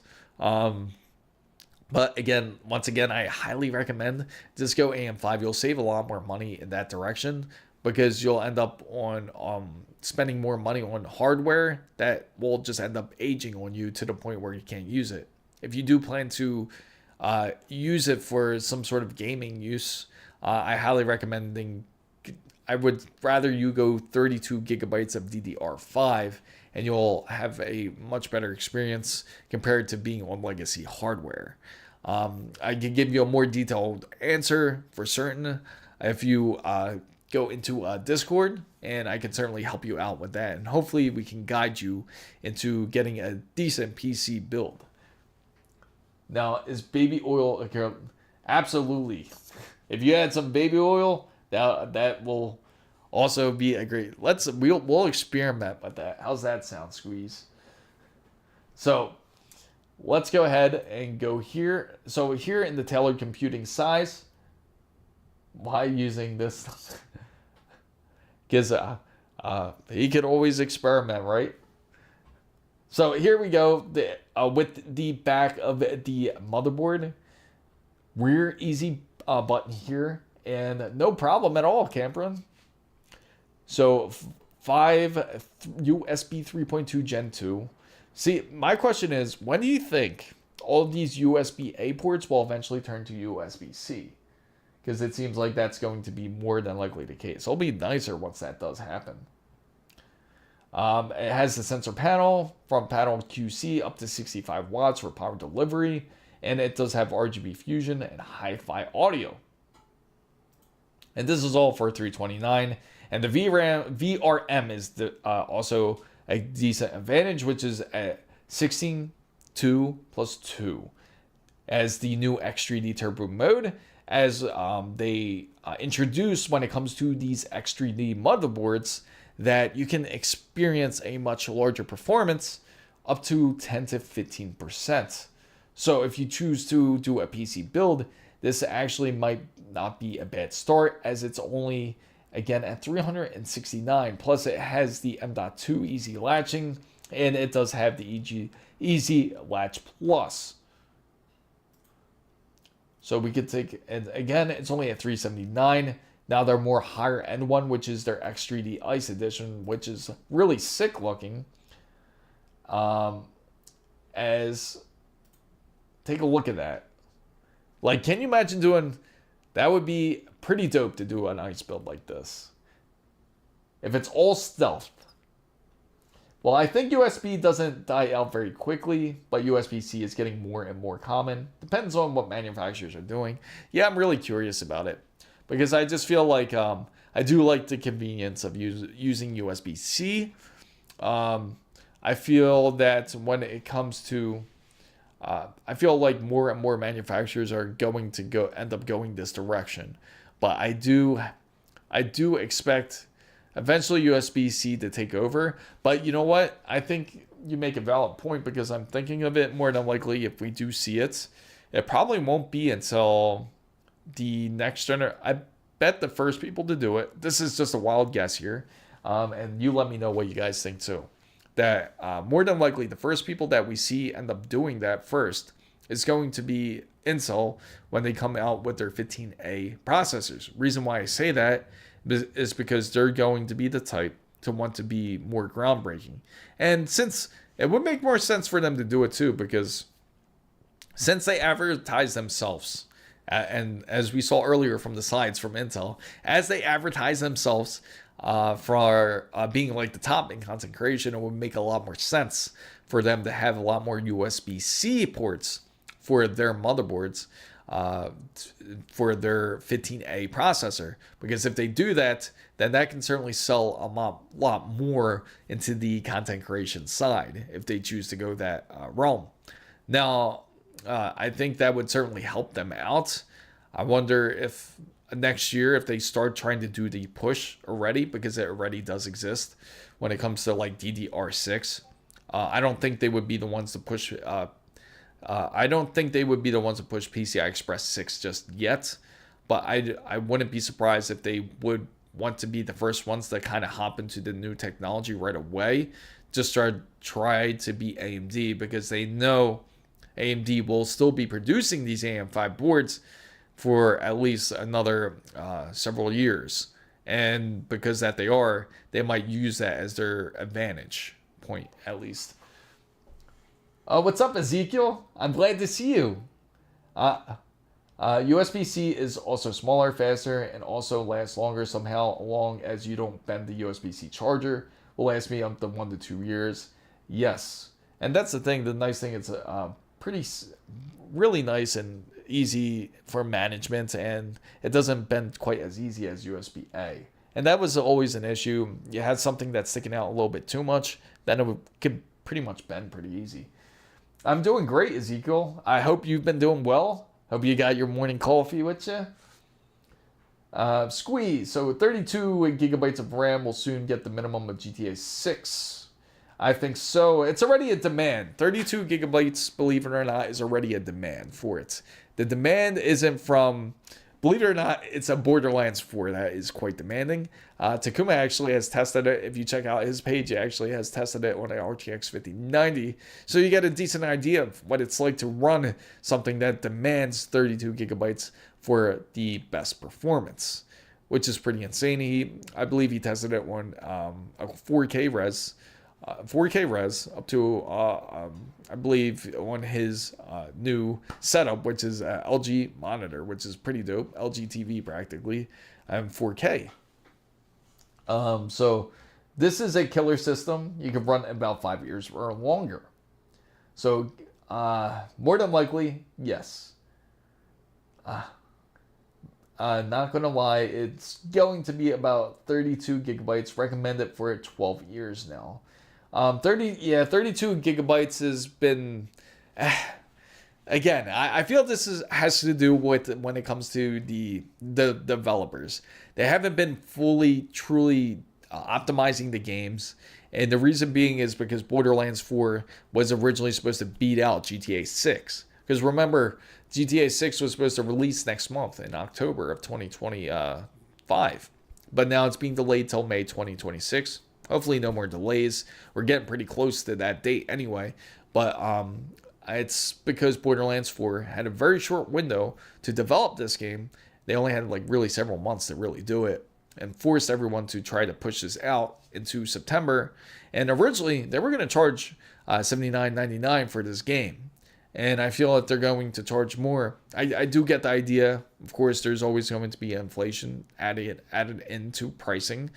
But I feel that when it comes to the gaming aspect, at least if you're going to release a game that's going to cost about $79.99 USD, then it might as well be optimized. Optimized to be able to play it. See, there will be no complaints if the game's optimized, if there's no day one patches, if it actually works decent and about at least a decent 80% of rigs out there, then there will be a lot less complaints because of it. So you want to make sure, these manufacturers have to make sure that the quality goes up, because it's just going to end up hurting them in the long run, because you have these other game developers where they're only going to charge like $19.99 and you get a decent game such as Hollow Knight or Silksong, or you get a decent game such as like Expedition 33, where that game was only $40 when it was on release, but yet it performs better than a AAA manufacturer. Now, that's the big issue when it comes to the game industry and their demands for having tough hardware. So, just like Borderlands, I don't understand why they have to give anyone, especially the dev, saying that you need to have better hardware in order to play our game. Just like how can they not optimize Borderlands 4 properly onto a Nintendo Switch 2? How can they not develop games properly, especially in 2025? With you have assistance even with AI at this day and age. So 16 gigabytes was the minimum from 5 years ago, but now it's like 32 gigabytes was recommended. 64 would be the new standard, or 48 gigabytes to be fair, because I have 48 gigabytes. Definitely quite a difference maker. My mom plays Borderlands 2 and 3. So yeah, it's my first gaming PC, and I would rather drop the money on a good system and be set. Absolutely. When you have it, well, I can't say stop.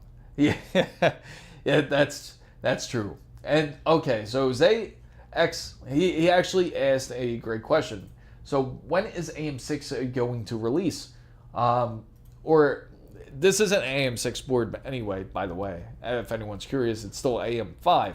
But I'll talk about this board in a little bit, right after I explain this whole AM6 debacle here. So when it comes to AM6, do expect it to happen in CES 2026.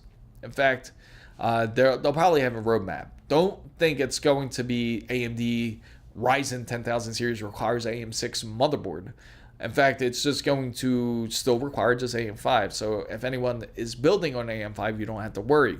Your PC build is still going to be great for at least another 4 to 5 years. So don't worry about it. In fact, we actually spoke about it earlier. AM4 is still alive and kicking. In fact, they still developed processors for AM4, which is the Ryzen 5100, which is a 4-core 8-thread processor. Again, makes more sense for the South American region.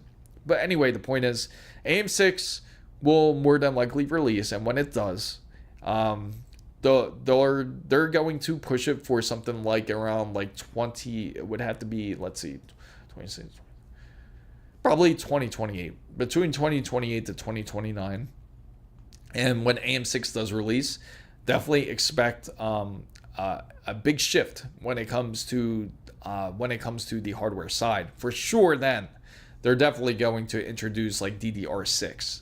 For sure, then you can expect something like PCI Express 6 to be also introduced. Even though it feels like PCI Express 5 and DDR5 is still kind of new, technically it has been out for a little while. And more than likely, you're going to see that new generation happen when it comes to AM6. So if you're waiting for the AM6 line, expect it to be released like late 28, late into early 2029. So it's going to still be quite a bit away. So the 5070 Ti order has been placed. It will be delivered on Thursday. That is awesome, Wasabi. That is awesome. That order actually went through, and I am looking forward to you getting it. My bank, that's how all our bank accounts look when we get some fresh PC hardware and you get addicted to PC building. And that's just how it goes. It's insane. In fact, it's just like even looking at this is tempting enough when we take a look at this beautiful motherboard here, which is going to be this beautiful ice, where it has this dual USB 4 Type-C setup. So there you go, you got 4 of them, which is now pushing, dual USB 4, so it's 2 of them. So that's the X870E standard there, 10 gigabits of LAN, USB 3.2, and Wi-Fi 7, Wi-Fi Easy Plug, which is nice. And you have immersive audio. More than likely, it's going to be a very decent audio driver. As a front USB-C panel, QC USB 3065, and a sensor link RGB fusion. But it's a beautiful looking board, I gotta say. Holding my hands, nothing beats a Jet 2. Yeah, Wasabi. Bro, it's so painful. I know exactly how you guys feel. Undead Arrow. I know we talked previously, but I have another question, laugh aloud. I was leaning towards the Radeon 9070 XT, but now I'm second guessing. Would you go 5070 Ti or 9070 XT? Now, I remember you said specifically if you're using it for gaming, I would highly recommend for the 9070 XT. You won't be disappointed at all. It performs excellent. But if you are thinking about doing anything like streaming, or if you're thinking about doing anything like video editing, then it's a decent idea to get a 5070 Ti. Only get it if you know for sure that you're going to be doing other things besides gaming. The other advantage also is, I can say, if you are thinking 5070 Ti, is if you are planning to get like a very decent monitor. If you're thinking of getting like, say, a 4K 120 monitor, it might be best to get like something like a 5070 Ti, or a 5080 to be honest. Then it would be the better choice. If you were to get like a 1440p display, you'd be perfectly happy. Even up to like 100 hertz or 180 hertz, you would be perfectly happy with the RX 9070 XT. Now, yes, I was looking at the PSU on Black Friday. I already have the PSU 850 watts for a white build. That is awesome. Hey chat, what's wrong with my PC? Every time I go to the BIOS after restart, the PC won't turn on unless I power flush it. Upgrade from the i5 12600K RTX 4070 to the i7 14600K RTX 5070. Okay, so every time you restart your PC, it goes to the BIOS after restart. Are you getting any type of code, I have to say? So all you did really, oh, okay. You know what, I can tell you what it is because you also upgraded your processor. Make sure to update your BIOS. Update your BIOS, Phasmi. If you upgrade your BIOS, that should resolve your issue. It practically has to reset. It's more than likely it's still thinking you have a 12600 in there. Yes, it needs to reset. That's a good point, Unreal Champ. And that's exactly what I'm thinking. If you update your BIOS, more than likely your problems will resolve. Usually when you update it, it will also reset your BIOS as well. But please update it. I highly recommend it. Don't compare my bank account to you live in Switzerland. I live in Italy, which has the lowest salaries in the continent. I need my October salary to pay back the ASUS card on the my credit card. I get it. I get it. You know what? Speaking of which, Wasabi, I gotta say, like, I've heard a lot of great things. I had actually had the friend that was actually want to go traveling. He actually went out to Italy, And the first place he had to land out was in Rome. In fact, he said the best place that he felt that he visited in Italy was the Amalfi Coast out of all of it. What's your thoughts of it? So when it comes to this motherboard, if you want a high-powered board, and I'm really curious about this whole AI overclocking side, because it has the Aorus AI Snatch, PCIe Express 5, it has all the X870E features here, plus the new turbo mode. It just looks like quite a lovely board at a wonderful $650. And it's tempting to hit this button right here. This really tempting to hit the add to cart because I do want to do the Project Stealth, but this obviously wouldn't match the requirements for it. For Project Stealth, we would have to look for a board where there's no ARGBs. Just in case if we decide to get it without waiting on the brand, because the brand's just taking a bit. I need to pay back the ASUS card. Oh my god. I was in South Italy at the coast. Good memory. I bet it was nice. I see a lot of nice things about it. Southern Italy is during the summer is a good destination. There are plenty of places to see and food to eat, but you have to schedule in advance or you'll be scalped. I feel like that's the biggest thing. It's probably a very decent idea to go then. So you would suggest in the summertime. It's funny because that's one of the destinations we certainly want to check out too, is Italy. And but this board looks not too bad. I'm just curious. Let's take a look at some AMD boards real quick, because if we take a look for like non-ARGB boards, which they're going to be a dime a dozen. Oh wow. Even the Tai Chi board here, I'm looking at it, save 25% if you go with the Tai Chi Lite AM5. This is the board where I highly suggest do not put a 9800 X3D in this board. This is the questionable board right here. Let's see. Let's look for, maybe they have, do they have the Stealth series? Let's take a look. Let's look at Gigabyte Stealth.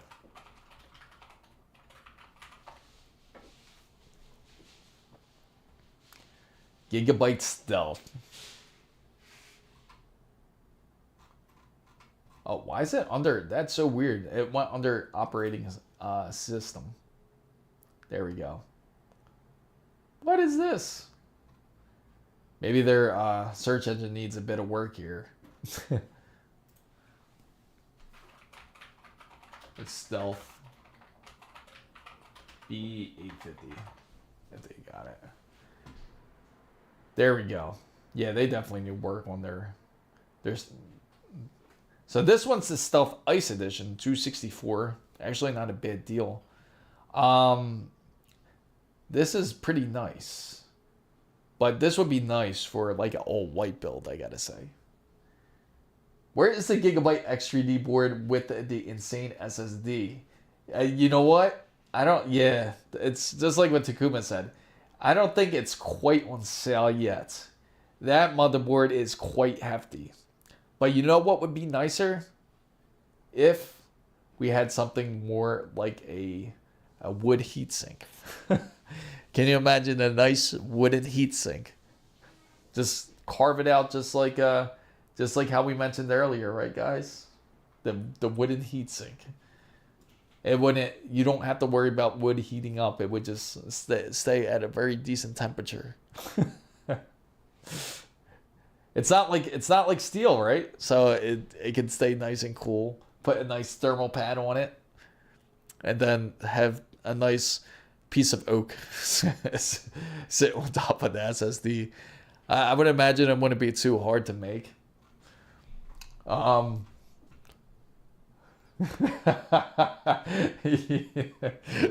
It would be hilarious, right?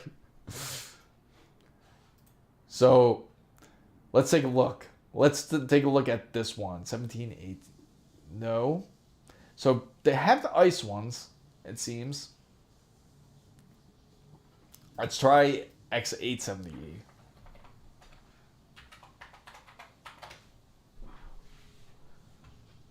All right, so the wooden heatsink, a part of metal has to dissipate with heat to a wood. It would be very unique. Wooden heatsink. So if anybody's just coming in, feel free to ask any questions when it comes to PC building.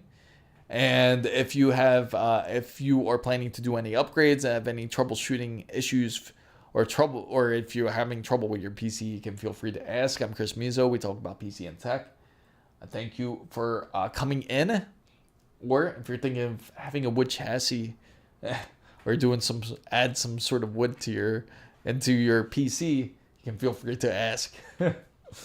So a nice scent from charcoaling a grilled Samsung 9100 Marshmallow Edition. It does make me a bit curious to see if they got if they actually got like a wooden heatsink. So they have the ice. I guess it's you know what? Let's try Project Zero. See if I feel like Project Zero, they didn't really push too hard because everything's almost like they have the X870. Jeez, that price is insane. Take a look at this, guys. It's a really nice board, but it's a special order. It's $1330 for an MSI motherboard, godlike. Really nice looking though. Have you seen the ultimate version of the Aorus Ice motherboard? Those things are limited. Wow, that's even more insane. No, I didn't see those. But this is pretty nice though. I gotta say, it is sick. I bet you it looks amazing. Yeah, you know what? You have piqued my curiosity. I will certainly look it up real quick. The Aorus Ice motherboard, Ultimate Aorus Gigabytes Ultimate.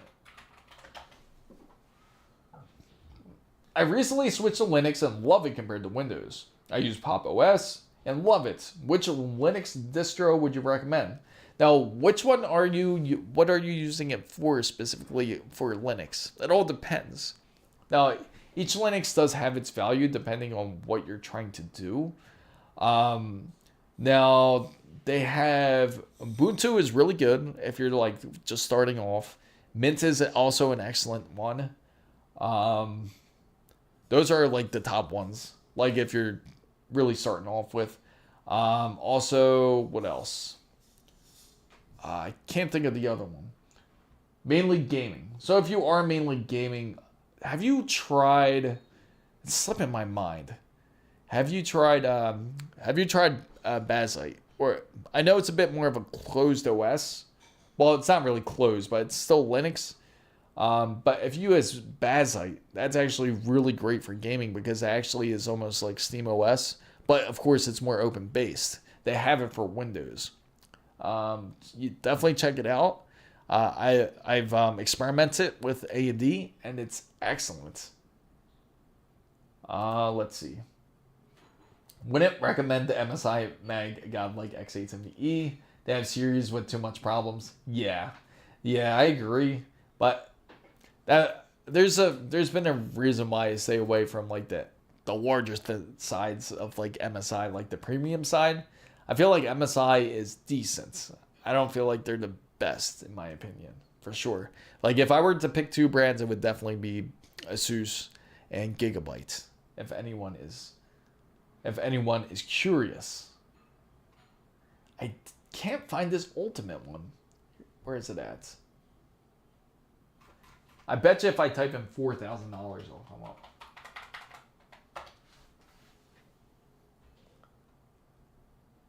Let's see. Oh, Micro Center. No, that's not it. This makes me want to go to Micro Center. But it doesn't look like it's $309. That's great. But this is just the X870. Extreme Ice. That's what it's called. Okay. Extreme Ice.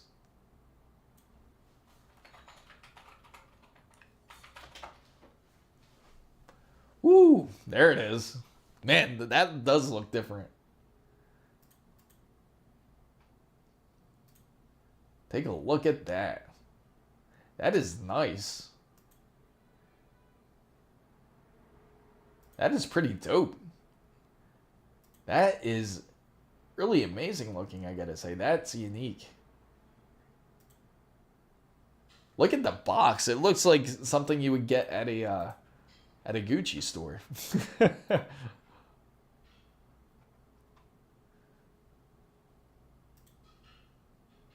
Man, that is sick though. I do like the colors. They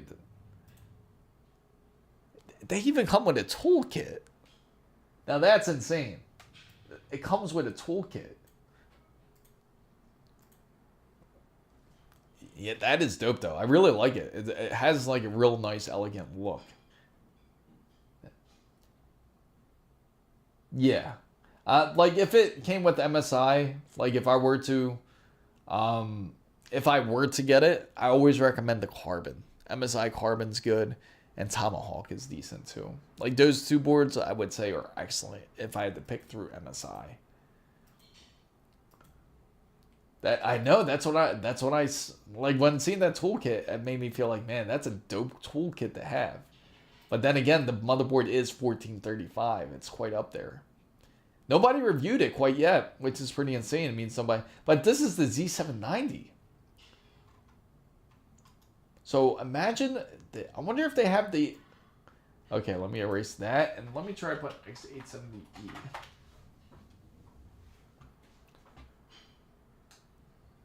No, they don't have it. But the Z790, they had it. Man, they would make a killing if it was on the AM5 platform. Let's try AM5. No. So the Z790, they have it. They just don't have it. So that means they might have it under the Z890. They have to. They got to be selling. Someone has to sell it.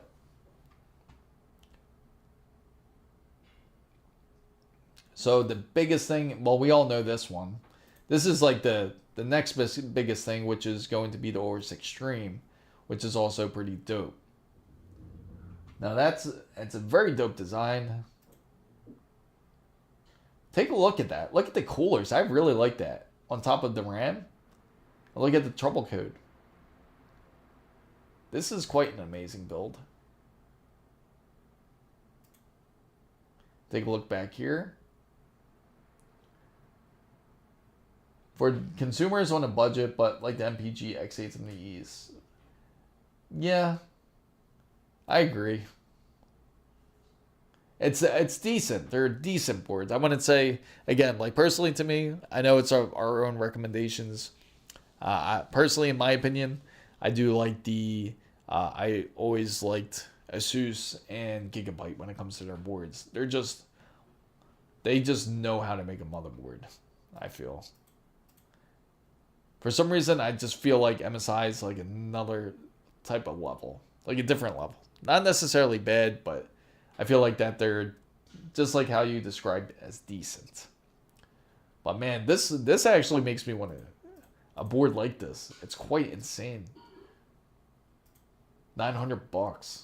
It got one person gave it one. I wonder why. Let's see why. Usually impressed by Gigabyte. $1,000 down the drain. Impressive packaging, like the ease of setup after connecting custom water cooling. Used the jumper and the fans. All seemed okay, but when then at prime time, nothing. Not even an error code, a few straight LCDs, but nothing sensible. Changed out power supply, double checked out connection, tried isolating components, and still no joy. I bought this motherboard 45 days ago, but wasn't able to build the new workstation until last week. Now Newegg won't even take a return. That I mentioned $1,000. Oh, wow. I feel, but I don't know why. Like anytime I read like these type of reviews, most of the time I feel like it's a user error. Dr. Blitz, so you feel like Z890 is the way. So is it true that NVMEs can take over? Yes, it is absolutely true. And the way that happens is it doesn't matter what type of motherboard that you're using. It all depends on it all depends on which lanes are being occupied. If you're, for example, if you're using, say, the ASUS X870E, if you're occupying both the second and third lane for when it comes to NVMe, you will actually split the power from the PCI Express bus. Same with Gigabyte. I believe MSI is 3 and 4, if I'm not mistaken. It will split the power. So you just want to be mindful of where you install the NVMe.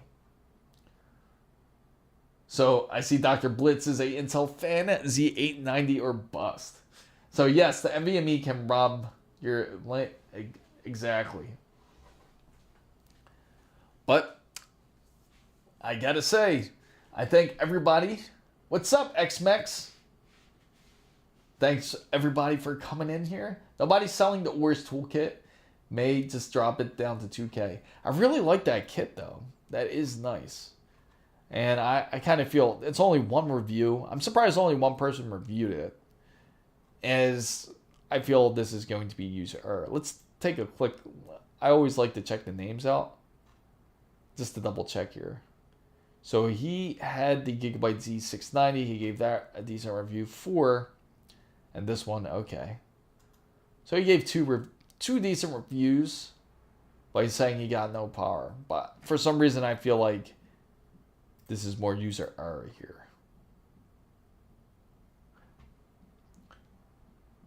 So nobody's selling the Aorus X870E, or do you use AMD slots when the power will be split? Wasabi, are you buying? Who would so Wasabi has the Ferrari, and Takuma has the Lamborghini. Building a PC, I just got here. No, we were just talking about motherboards here. In fact, we were just trying to figure out something because we were looking at just high-end motherboards, and one of the things that really stuck out was the Ice Ultimate, which was a design that Gigabyte had. This, it's really beautiful. In fact, let me see. I don't have it still open up here. Let's go look for it again. It's by Z790. But it's the Ice Ultimate. Really nice motherboard. Oh, wait. This isn't it. Where is it? Here it is. This is it. Where's Ice? Buy me Where's 992 GT3 RS and I am good. So take a look at that. Very premium design. You see you got the nice frosted colors here. And it has like this really decent LCD. Elegant looking. I mean, look how nice it comes in the box. And what really stands out, the cables look excellent. Even the ports look, it just looks wonderful. And then when you look here at the toolkit, it even comes with one. But then again, it is a $1,400 motherboard. It's pretty crazy because it seems like, okay, so this is why it's so expensive, because it's also coming from, not from Newegg itself, but let's see if we can find it somewhere else. Out of curiosity here. See, they have a black one too. Let's see. Oh, they have it on. So currently they have it up on eBay for like a little over $2,000. It seems that the closest one would be this one. I wonder if this has everything featured in there. It's crazy how much the pricing is go for it. It's like a collector's item at this point. Yeah, I'm not spending. Yeah, you're spending quite a bit on a toolkit, practically. Yeah, very nice looking, but again, it's still on a Z790, you know. Yeah, pretty much. It's just like buying a GPU. Here's the deal: we buy the card, and I get the toolkit, and you get the motherboard. All right. Yeah. Okay. So you get the Wasabi, Ferrari 488 Special, and Lamborghini. You know what's funny? They've had PC components where they're like after designed like practically like after a car. I think Ferrari had one, like a Ferrari type of motherboard, or a Lamborghini. I know they both had like their own special designs. In fact, they even had like designs to where they had like laptops. I remember they had Ferrari laptops before. Lamborghini had some like special edition ones too, but I don't really see it too often now. I'm not sure if they do it anymore. I don't think they do. I mean, we could look for it because I remember this back in the day. Yeah, that's right. That's what it was. Liam Lee did do a collaboration with Lamborghini. This is what I remember. I don't know if you guys remember this, but they did. ACR did a collaboration with Ferrari, and it looked something like this.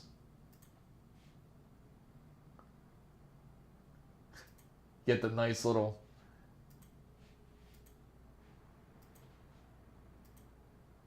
Yeah, that's it right there.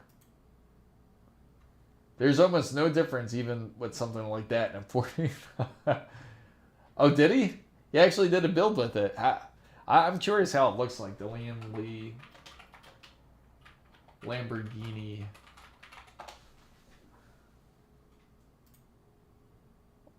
Let's take a look.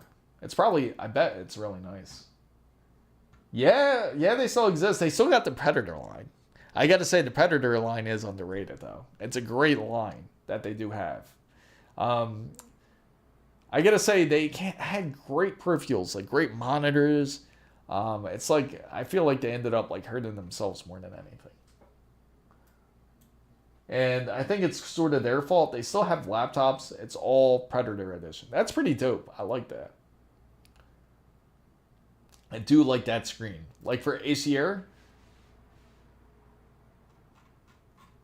And let's take a look. I just want to see this case real quick. They got a carbon fiber cover right here. That's interesting. And again, limited edition. Makes me curious if Micro Center has one, just like in stock, because they usually have like a lot of Liam Lee cases. They even have like the glass replacement panels in Micro Center. Those builds are pretty cool, but most people aren't buying it. Yeah, most people aren't. That is the true fact. And dang, what was I looking up again here? Now it slipped my mind what I was just about to look up. What was it? Oh yeah, ACR, the Predator line. This is where they need to push more with this, because what they kind of did was they're not very good at marketing themselves when it comes to this. Like, they actually have really decent monitors. Like, here goes one, the Predator 257. You can install the case with a Manly RTX 50. Gallardo card. That's funny. So $1,600 for this mini LED mod. That's a little much. This has to be outdated information. Maybe they stopped making for mini LED. I don't know about that. A new vision in 3D gaming. That's interesting. On eBay, Liam Lee does the... Really? That's insane. $400 to $700 for a Liam Lee case.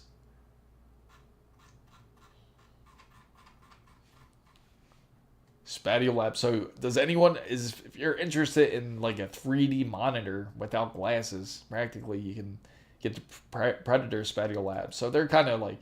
I could see why they're falling off. They're kind of out of touch a little bit here. This is a bit more into today's market, but here we go. OLED monitors. Okay. So once they were like, they really got to get back on the ball. Let's see. Predator X. If they don't, they're going to end up hurting themselves for sure. Most people will go with performance components and be smart with the money they got. I don't hate them, but nobody's going to spend a $1,000 GPU and waste another expensive $200 plus on a case. That's true. Most people will focus a bit more on the most important aspect when it comes to PC hardware, and that's always the GPU. That is true, XMech. That is a very but yeah, definitely glad you came in. But unfortunately, guys, I gotta end the stream. Hopefully, I could end up streaming a bit later if I can. I do like the idea. I do want to get back into answering some questions while gaming for sure. We could certainly do something like that.